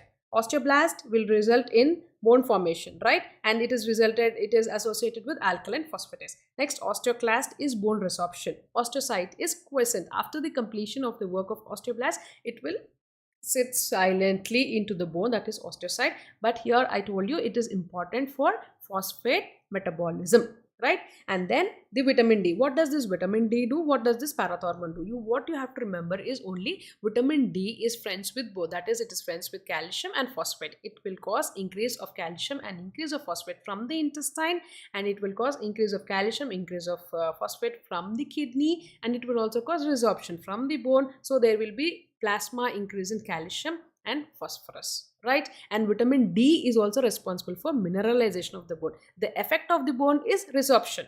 It also has one more activity, that is demineralization. Don't get confused with resorption and mineralization, right? I think Narsimha has asked something related this, so I'm just making it clear for him. And then parathyroid hormones. Parathyroid hormones is friendly only with few. It is with little attitude, so it is only good with calcium. It does not like phosphate, so it will only increase calcium and it will cause excretion of the phosphate. So there are certain various disorders which are associated with it. So if it is rickets, you have to understand the pathology, that is it is defective demineralization of the bone is rickets. So there is osteoid formation is there, only the problem is demineralization. So what is causing the demineralization is vitamin D. So vitamin D is decreased, so there is decrease in calcium, or sometimes the calcium level might be normal also. Okay, and then because this calcium is taken to the bone by vitamin D, because this vitamin D is absent, so there is no mineralization. So here the the calcium can be normal, the phosphate can be normal, their problem is in vitamin D, right? So whenever there is increase in osteoblastic activity, the alkaline phosphatase is increased here. So the alkaline phosphatase is increased, the parathormone is increased, sometimes in relation to hypocalcemia. right? So that is rickets. Next, hyperparathyroidism. Whenever I say primary hyperparathyroidism, so parathyroid hormone is released from this parathyroid. So the clue here is increase in parathyroid hormone. So I told you friends with calcium. So calcium increases, enemies with phosphate. So phosphate decreases. Anytime parathyroid hormone is increased, it is in relation with osteoblastic activity. So it will cause increase in ALP. Next, secondary is also the key is increase in parathyroid. So there will be increase in calcium, decrease in phosphate. So because of the increase in osteoblastic, again ALP is increased. Page's disease is Page's disease is a condition. It has both osteoblastic activity, osteoclastic activity, but one enzyme which increases continuously in the disease is alkaline phosphatase. And then renal osteodystrophy. It is end stage kidney disease. End stage kidney disease where calcium and phosphate reabsorption is absent. So there will be decreased calcium, decreased phosphate. So whenever there is decreased calcium, there is increased parathormone.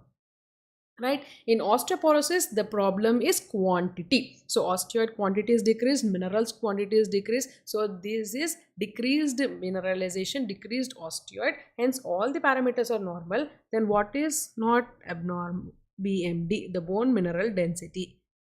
Right? This is the test for osteoporosis. So that is your metabolic bone disorder. So now next we'll go to swan neck deformity.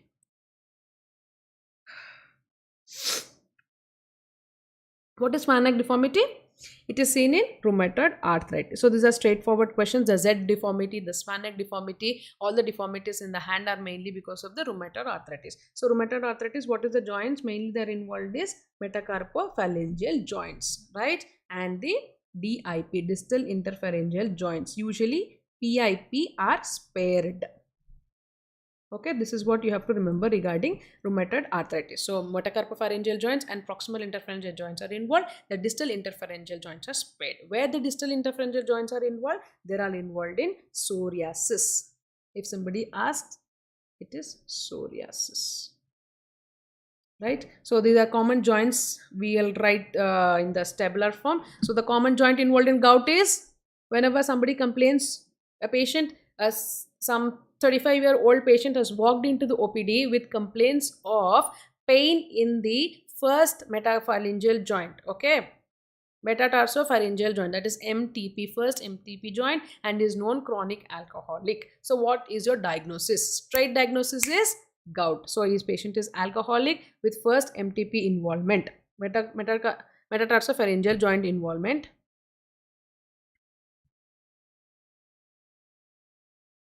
Is gout, right? What is pseudo gout? Pseudo gout is mainly knee. It is involvement of CPPD crystals, pyrophosphate crystals, calcium pyrophosphate crystals in the knee. So it is knee. What is RA? That is rheumatoid arthritis is mainly metacarpophalangeal joint. Your Z deformity, your swan neck deformity, Bouton's deformity. So flexion of your PIP joints. Okay, this is flexion. This is swan neck deformity. Bouton's is DIP. Ankylosing spondylitis is SI joints. What are the joints involved in AS? SI joint. Septic arthritis is very easy, knee joint. Next, diabetic Charcot's is mid-tarsal joint. It is in foot. Acute osteomyelitis is most commonly seen in lower end of femur or upper end of tibia. Brodys abscess, I have already told you. It is upper end of tibia. Actinomycosis, mandible. Osteoporosis, vertebrae. Right? So these are the various joints which are involved in gout. It is first MTP. Patient 25 years old, male patient, alcoholic, mainly complains pain during the night times. So he is diagnosed with gout. How do you check gout? The crystalline deposition of the normal in the synovial fluid. Okay. What are those crystals? Urate crystals gets deposit. Okay. So there is elevated serum uric acid. Right, that is gout. Most common is first MTP.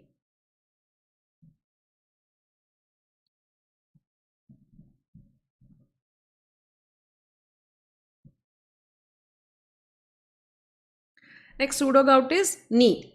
RA is MCP.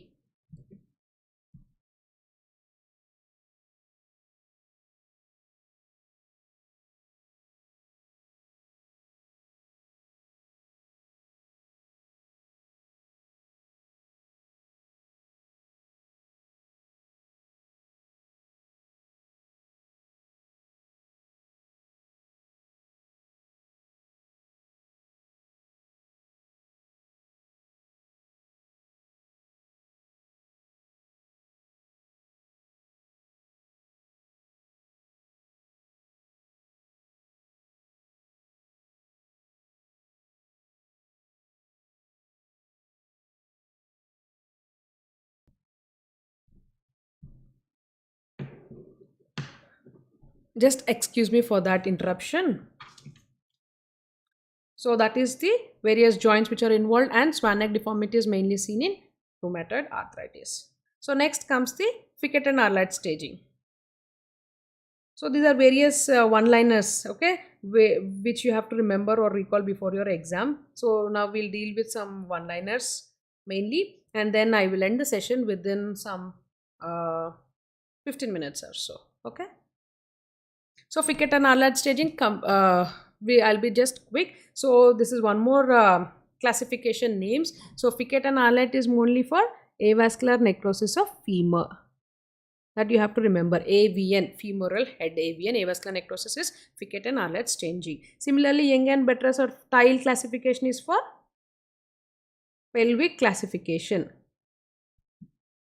Pelvic fractures. Pelvic fractures is Young and Buttress and Tile. Pipkins, Powell's, Gardens is for fracture neck of femur. Sanders is for calcaneum. Bedo, Gartlands, Neves, Masons. So these are all little not very important, but if at all they come as one-liners in the exam, you can really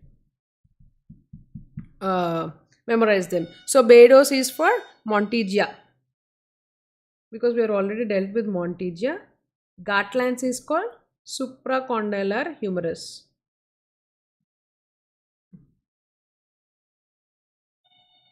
Neves is for proximal humerus. Masons is for radial head. So these are few important classifications. Maybe they can ask as one-liners. So I have put it across. So just a quick review for you before going to the exam.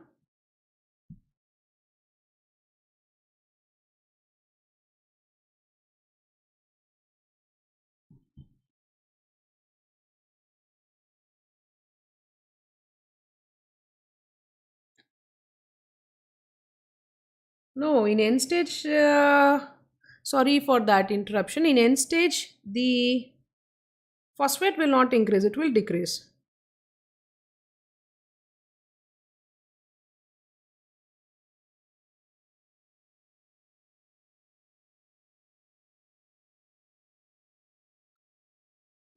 So quick revision for you. Young and Buttress or Tile is for pelvic fractures. That is pelvic fractures classification. And Pipkins is for fracture dislocation, to be precise.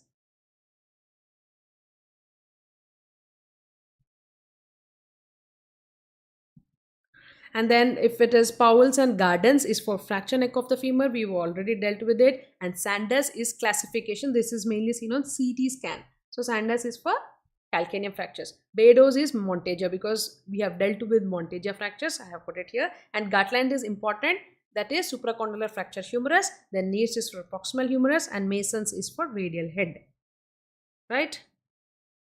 So next, this is very important question again. Dealing with your emergencies, your polytrauma.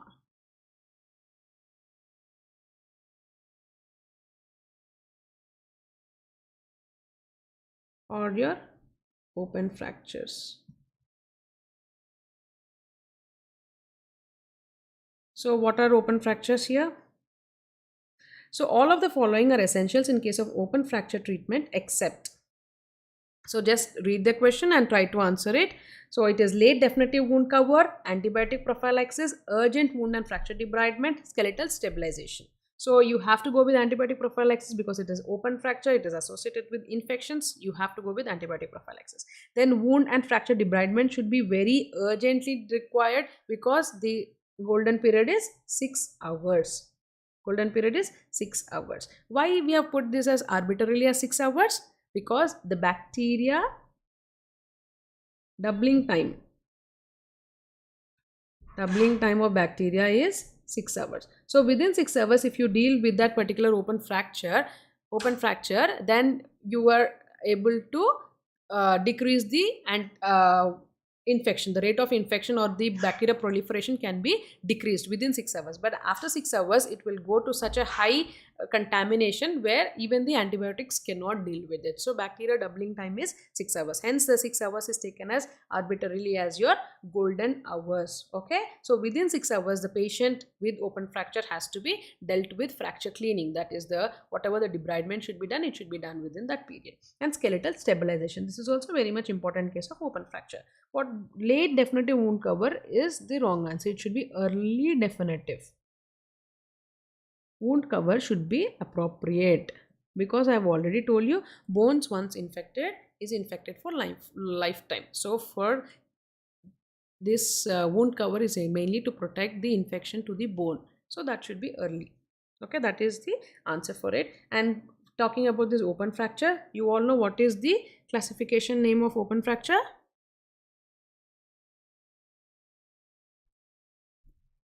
Come on, answer. Gastillo Anderson.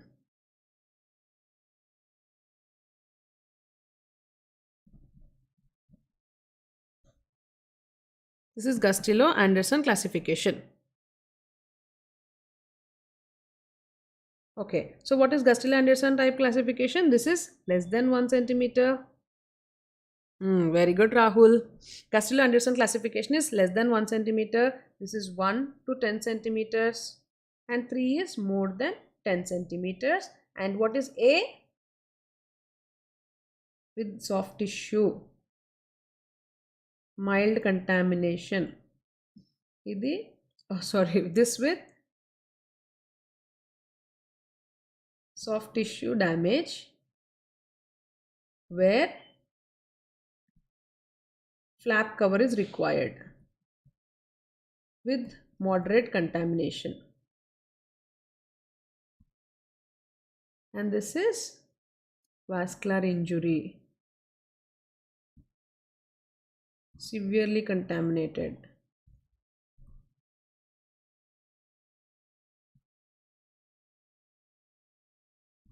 So this is in 3 compared to 3A, 3B, 3C. This is mild, moderate and severe. That usually here only it will become mild. In grade 2 it is mild to moderate. So that depends upon where the RTA has occurred also. If it is in some vegetative matter, if it is in some roadside, so that also depends upon the contamination. So mainly the Gastillo Anderson is the very meager ways. That is this first classification which can be given to a open wound, open fracture. So when will you give this Gastillo Anderson classification?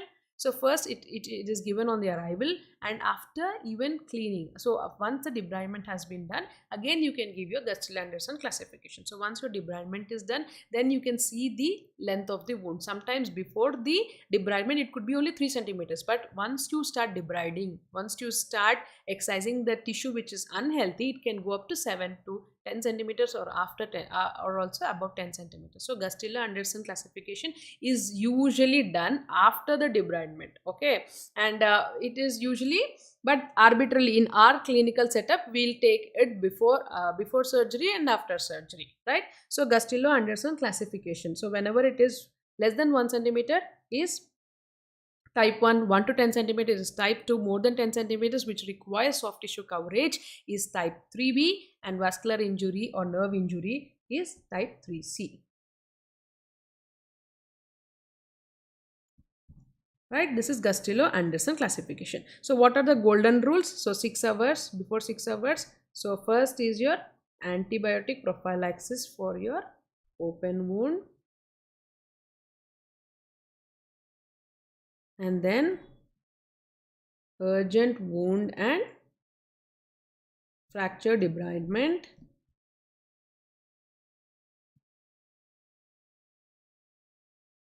and then early definitive wound cover.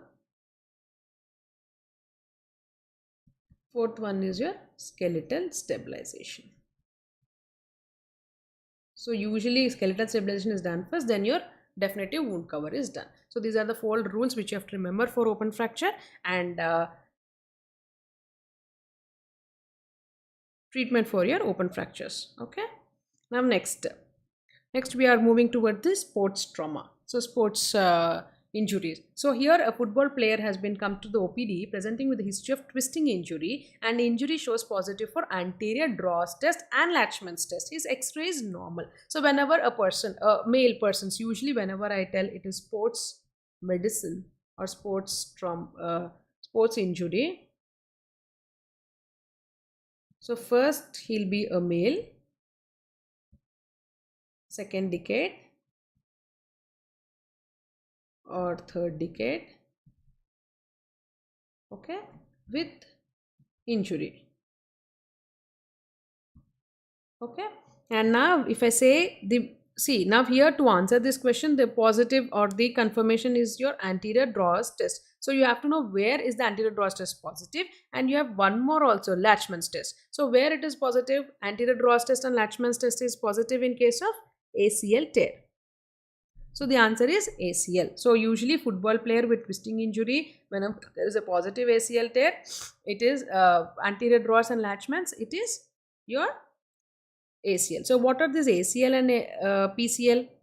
So if you see the knee anatomy, you have 2 cruciate ligaments, that's ACL and PCL. And you have meniscus, medial meniscus and lateral meniscus. And you have collaterals. That is your medial collateral ligament, lateral collateral ligament. So these are the structures you have to examine for any injury, that is any traumatic injury around the knee joint. Okay. So how do you test for ACL? This is your anterior draws test. So ACL will limit the movement of tibia in anterior direction.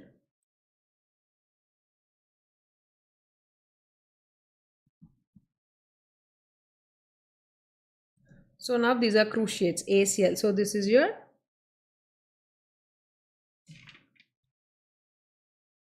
ACL, this is your PCL,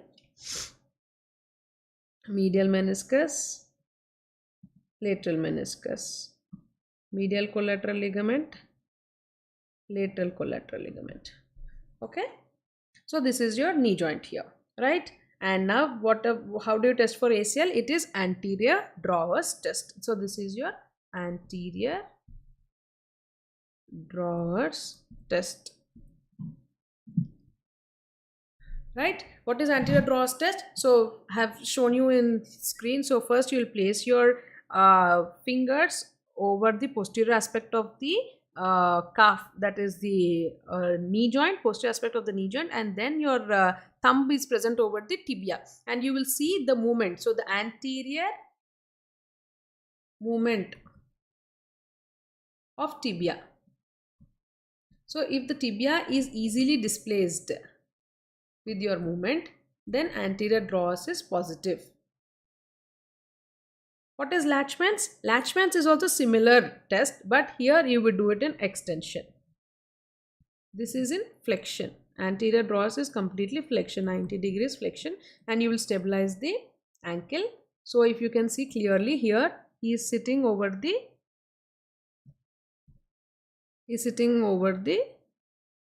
this foot. The particular examiner who is doing is sitting over the foot. That is the way we stabilize the foot. So we'll sit over the foot, and then we'll put the fingers around the posterior aspect, and then we'll try to pull the tibia. When we try to pull the tibia, if it is relatively easy for us to pull it forward, then it is positive. Anterior drawers is positive. Latchman's is done in extension. It is usually done during when it is done during trauma itself. So when it is trauma, when the leg is swollen, where patient has pain, acute conditions, where the patient can't flex his knee up to 90 degrees, then you do this Latchman's in extension. So Latchman's is also similarly in extension. You will try to pull the tibia compared to femur. So when tibia is sliding forward compared to femur, that is called positive anterior drawers or positive Latchman's. It is test for anterior cruciate ligament.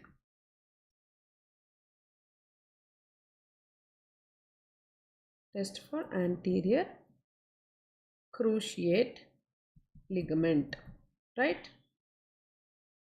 So that is your anterior cruciate ligament. So what are the various tests which can we do, which are done in our OPD to diagnose particular sports medicine injuries? So I have told you some structures, no? So anterior drawers is for ACL, Latchman's is for ACL. Now opposite to posterior, anterior is your posterior. So that is another cruciate which will limit the posterior movement of the tibia. So whenever the posterior movement is free, so posterior sag is present, so that is called posterior draws test positive or PCL, where posterior cruciate ligament is involved. Now what is Apley's and McMurray's? These two are for meniscus,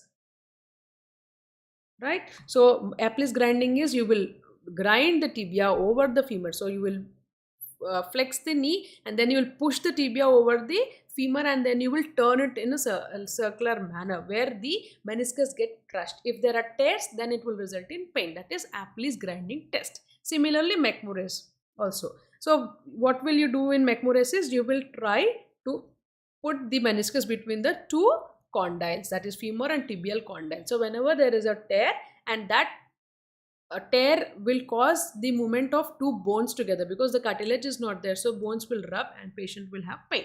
So Apley's and McMurray's are for meniscus, ACL is anterior drawers, Latchman's is an ACL, and next PCL, posterior cruciate ligament. You have to do your posterior drawers test.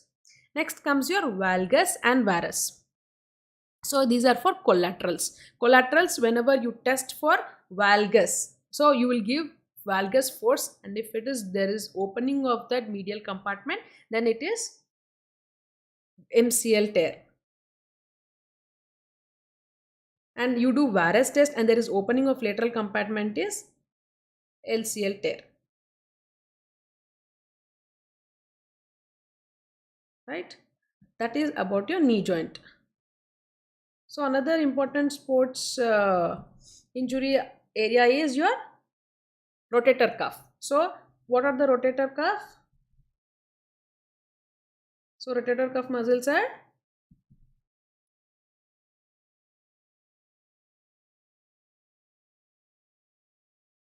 I want somebody to answer what are the rotator cuff muscles.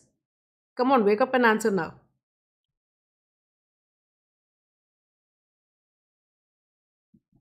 Supraspinatus, infraspinatus, then sits. Who will expand you? Who will expand sits for me?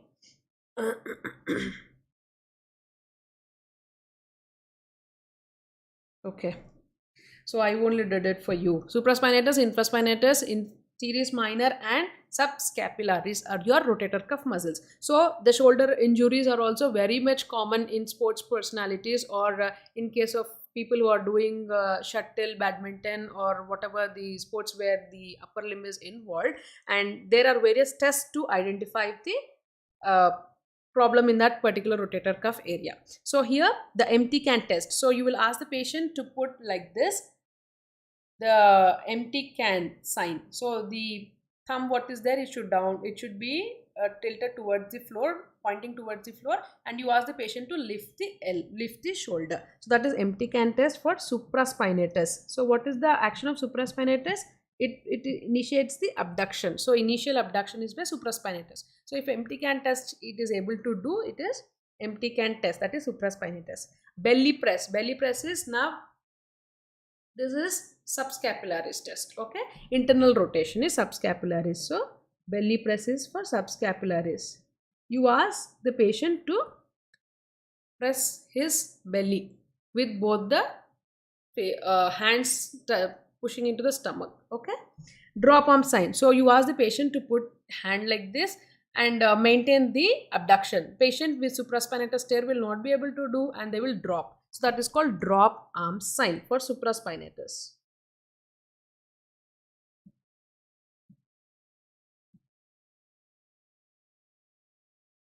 Then Hamilton ruler, I have already told you it is for shoulder dislocation. Apprehension, recurrent shoulder dislocation this is, okay?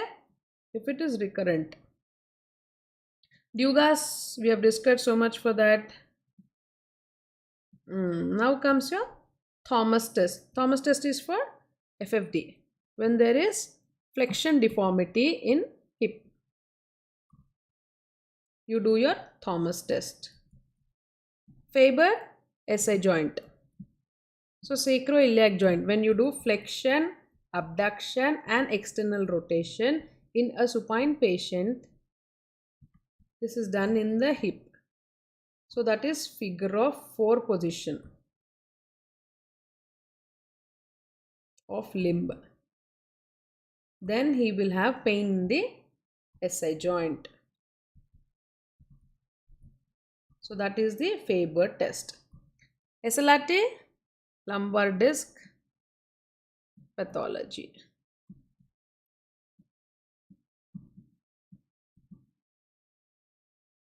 So that are the various tests. SLRT is nothing but straight leg raising test. Active and passive.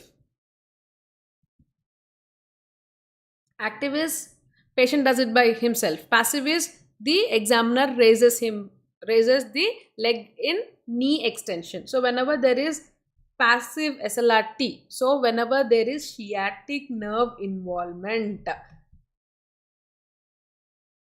so the sciatic nerve gets stretched on passive SLRT, hence lumbar disc pathology can be elicited, right?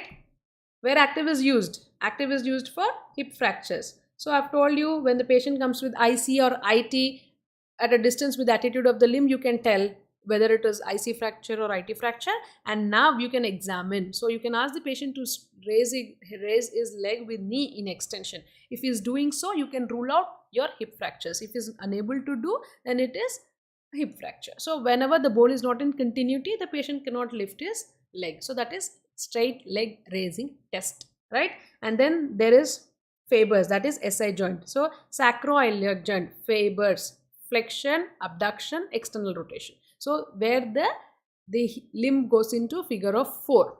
So you sleep supine and do flexion, abduction, external rotation with knee flexion. Okay, knee should be flexed. So that is figure of 4. And when you do this test, the SI joints get compressed. And whenever there is a pathology, then this will cause pain. So test for SI joint is Faber. Then empty can test is for supraspinatus. Pressing your belly is your subscapularis. So internal rotation is your subscapularis, right? Drop arm sign is for supraspinatus. So if you are asking the patient to abduct your hand or your whatever this upper limb for a movement, he will not do, because there is a tear in the supraspinatus. He will drop the arm suddenly. So that is called drop arm sign, where the rotator cuff tear is seen.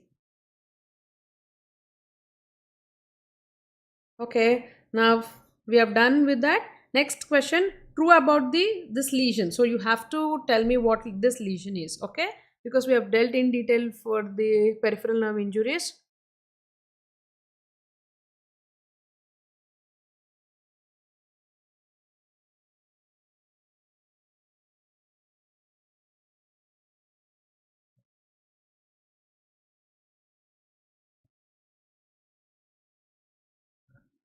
Oh God.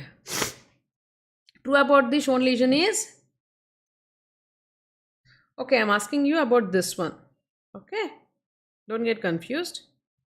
Very good. It is MCP joint extension. Okay.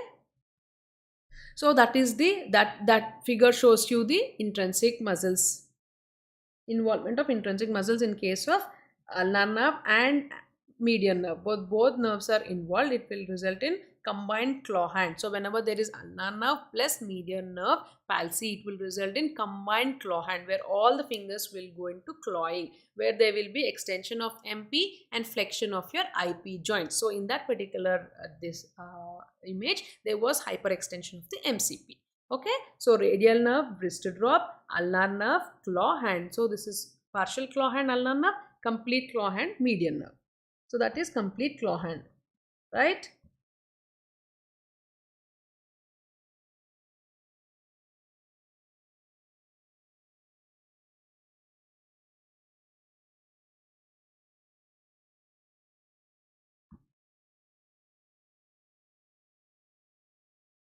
Where are we? Okay, sorry.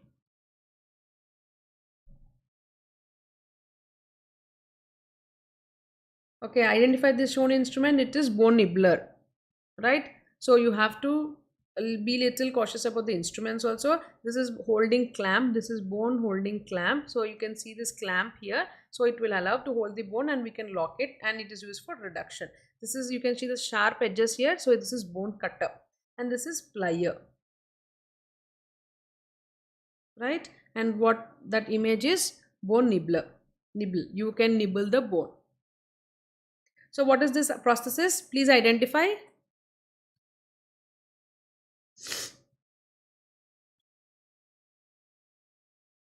It is Morse, right? If you see these two fenestration, it is Morse. So what is Thompson's? Thompson's is this. So it is also similar like Morse but with this collar. Okay, that is Thompson. This is interlocking nail. I've already explained you. These are the screws, proximal and distal. This is dynamic hip screw for IT fractures. So you see this. This is the hip screw which goes into the femoral head, and this is for shaft, right? So this is just identification of rugged jersey spine. So what is rugged jersey spine? It is seen in hyperparathyroidism. Hyperparathyroidism where the alternate sclerotic activity class, this is sclerotic activity, uh, and this is lytic, alternate sclerosis and lysis.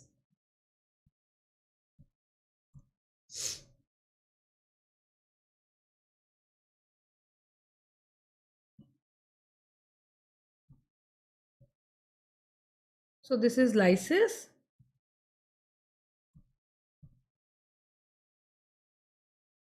Hmm. And this is sclerosis. So alternate sclerosis and lysis will give you appearance of rugged jersey spine. And this is resorption of metacarpal bones, mainly seen in hyperparathyroidism, right? And this is salt and pepper skull,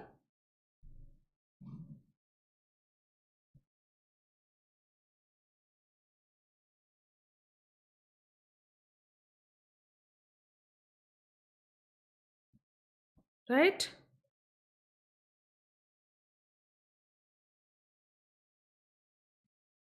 Okay, now let's deal with the last topic for today, that is tumors, and then we'll close the session for today, right? Okay, so coming to the tumors, you have to remember certain important tumors, right? So, and this is last, I think this is the last question we'll deal for it for today, and we'll close it. Okay.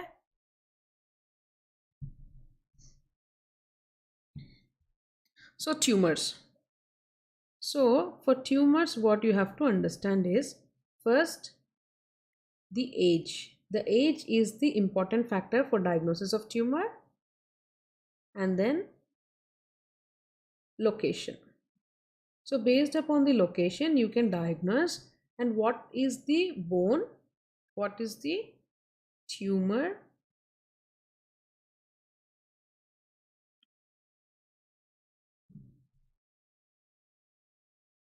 tumor doing to bone, and How bone is reacting.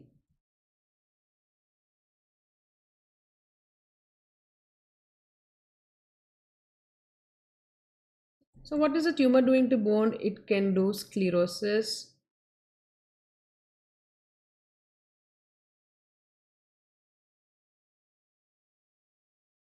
sclerosis, lysis,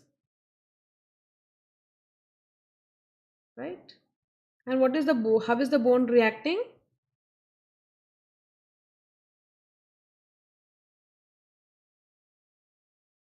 Through the periosteal reaction. So what are the various types of periosteal reaction you have to understand, right?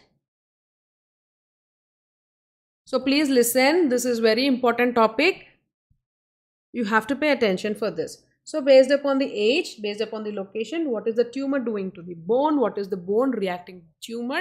These are the answers which you have to answer by yourself and identify the what type of tumor are we asking for in the question. So based upon that, what of the all of the following commonly occur at epiphysis except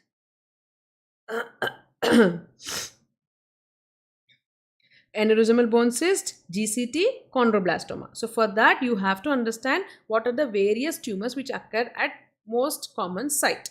So chondroblastoma most common site is epiphysis. GCT is epiphysis.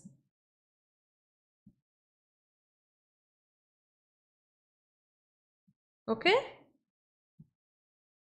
Yeah, very good. Then simple bone cyst is metaphysis. Aneurysmal, it is again metaphysis.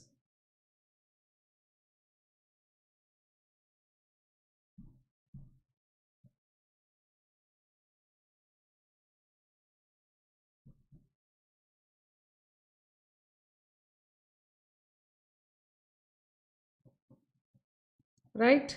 So simple bone cyst, aneurysmal bone cyst is again metaphysis. So enchondroma is metaphysis. That is mainly seen in bones of small hands. Osteochondroma, metadiaphysis, right?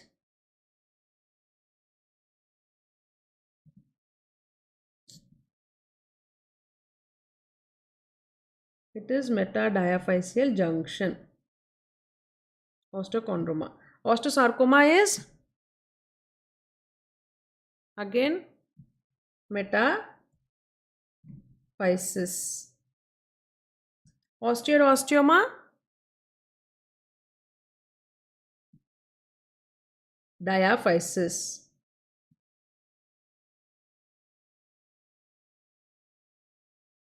Right? Fibrous dysplasia, proximal femur. So upper end of femur. Admantioma, it is mandible.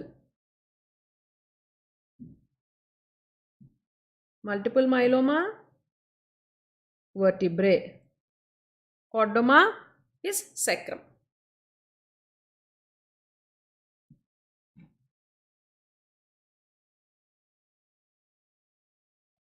Chordoma is sacrum.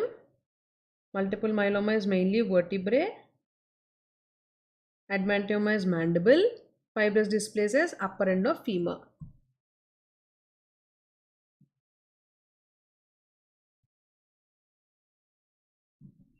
Right? So these are the various locations. So based upon the various locations, you can diagnose. So if it is a patient has come up with some tumor over X-ray, in X-ray you have seen it is with, in X-ray if you see it is at the epiphysis, and if patient is having age of some 10 years, so you can diagnose it as chondroblastoma. Okay, so based upon the epiphyseal region.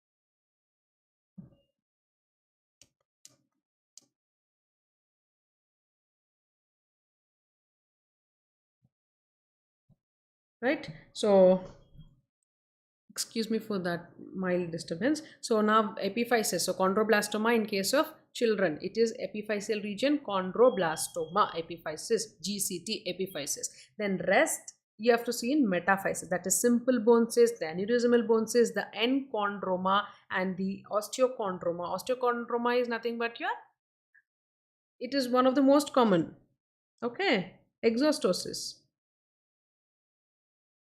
So it is at the metadiaphysis, that is the physis region, so junction. Then osteosarcoma is again metaphysis or just meta and diaphysis junction. Next is fibrous dysplasia. It is very important. Fibrous dysplasia, upper end of the femur. Then adventioma is in mandible. Multiple myeloma vertebrae. Chordoma is sacrum. So these are the various locations, important locations. So now can you answer this for me? All of the following commonly occur at epiphysis except, so aneurysmal bone cyst is epiphysis, GCT is epiphysis, chondroblastoma is epiphysis. So clear cell chondrosarcoma is not at epiphysis. Okay. Aneurysmal bone cyst, it occurs at metaphysis, but sometimes extension into the epiphysis also. Okay.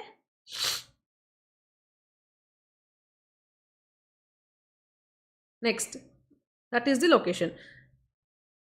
So McCune-Albright syndrome is fibrous dysplasia.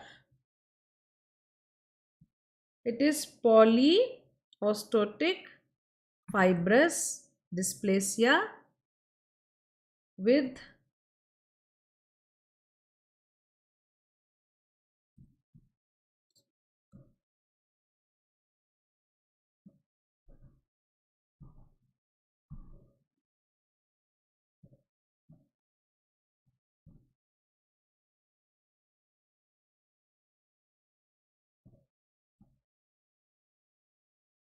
fibrous dysplasia with precocious puberty with capillate spots. So this is your McCune-Albright syndrome. So that is with fibrous dysplasia.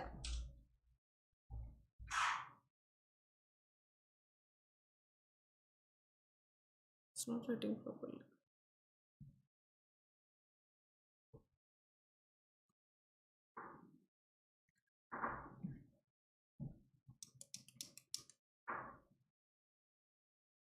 Precocious puberty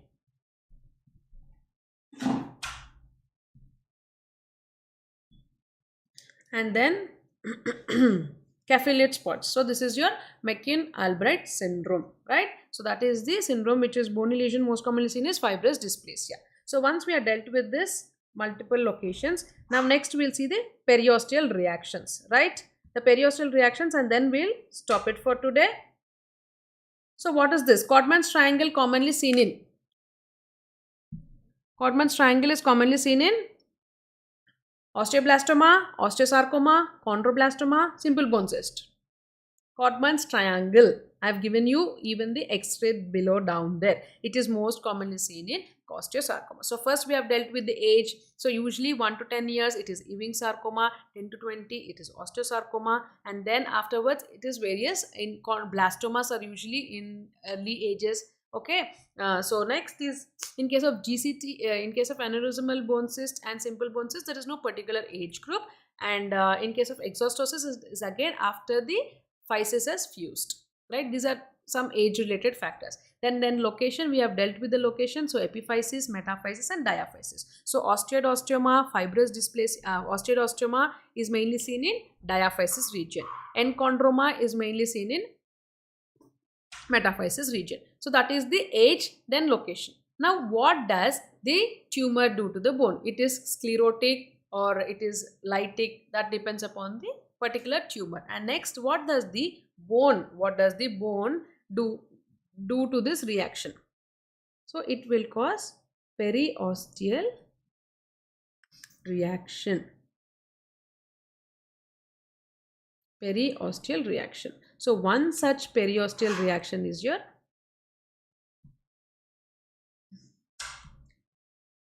Codman's triangle. Okay, is your Codman's That is your Codman's reaction. So what is this periosteal reaction which is occurring here? So now the periosteum is lifting off. Because of the tumor, the periosteum is lift off, and this is seen as your triangle here. So lifting off of the periosteum is your Codman's triangle, right? So this is the lifting of the periosteum. That is Codman's triangle. So what are the various periosteal reactions which we can learn so that we can diagnose the tumor easily? So sun ray appearance. So whenever there is a tumor, this is, if you think this is a tumor, and in case of osteosarcoma it is blastic, so it will form new bone. So because of this new bone formation along the capillaries, this is seen as sun ray appearance. Along the periosteum, it is getting lifted off the periosteum, new bone formation, it is seen as Codman's triangle. So sun ray appearance is seen in osteosarcoma. And next, onion peel. I think everybody can answer this. Onion peel.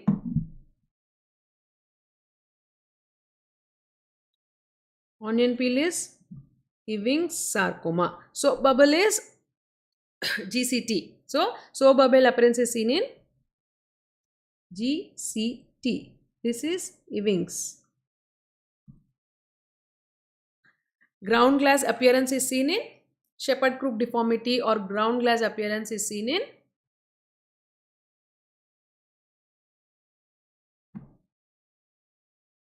fibrous dysplasia.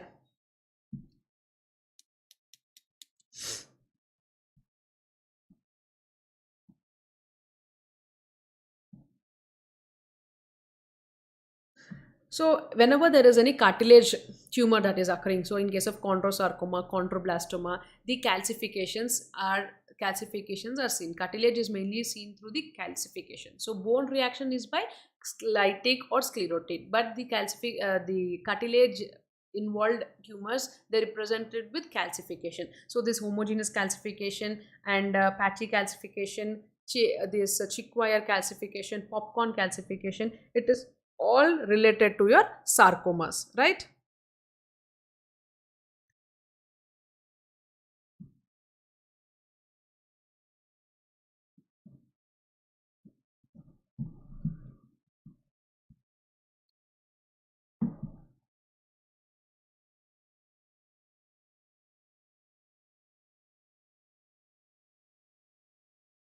This is Ewing's.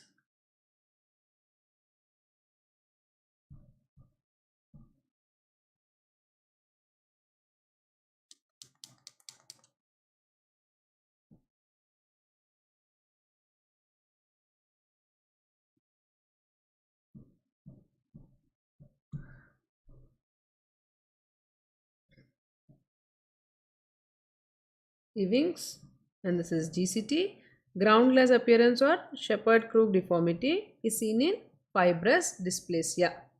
And calcification, patchy calcification is seen in any chondrogenic tumors. So whatever the chondrogenic tumors are there, so they produce this patchy calcification, right? And then the trapdoor or fallen fragment. This is very important. Fallen fragment sign is seen in case of simple bone cyst. If it is multiple fluid level, it is aneurysmal bone cyst, right? Multiple fluid level is aneurysmal bone cyst. This is simple bone cyst, right? And homogeneous is seen in any cartilage tumors, chondroid, like chondrogenic tumors. Okay? And ground glass in fibrous dysplasia. Next, this is another important, is winking owl. Winking owl sign is seen in vertebral metastasis. So whenever the pedicle is involved, there it is like closing of one eye. It is called winking owl sign. And polka dot is vertebral hemangioma. And next, moth-eaten appearance is seen in case of multiple myeloma. This is vertebral hemangioma. Winking owl in vertebral metastasis, right?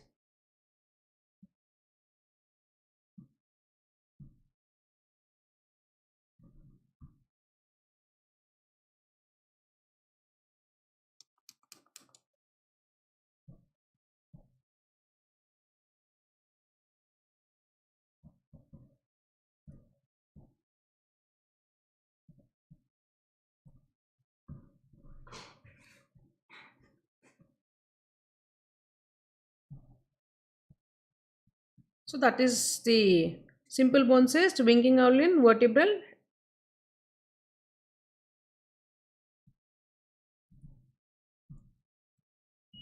Next.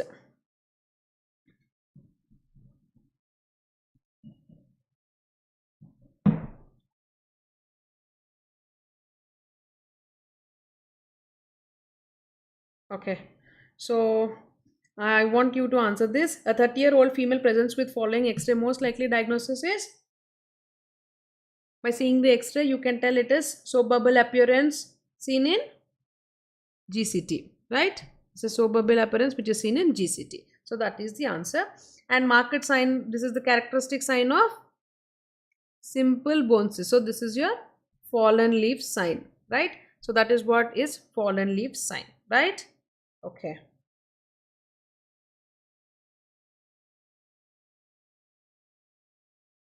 Okay, so let's stop the class for today, and that is what I have planned.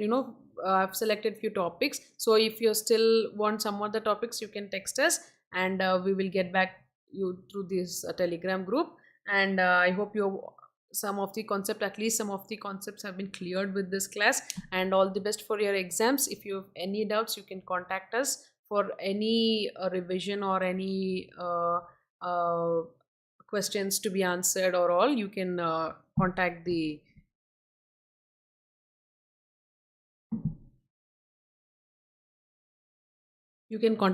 organizers. Yep, and they will get back to us.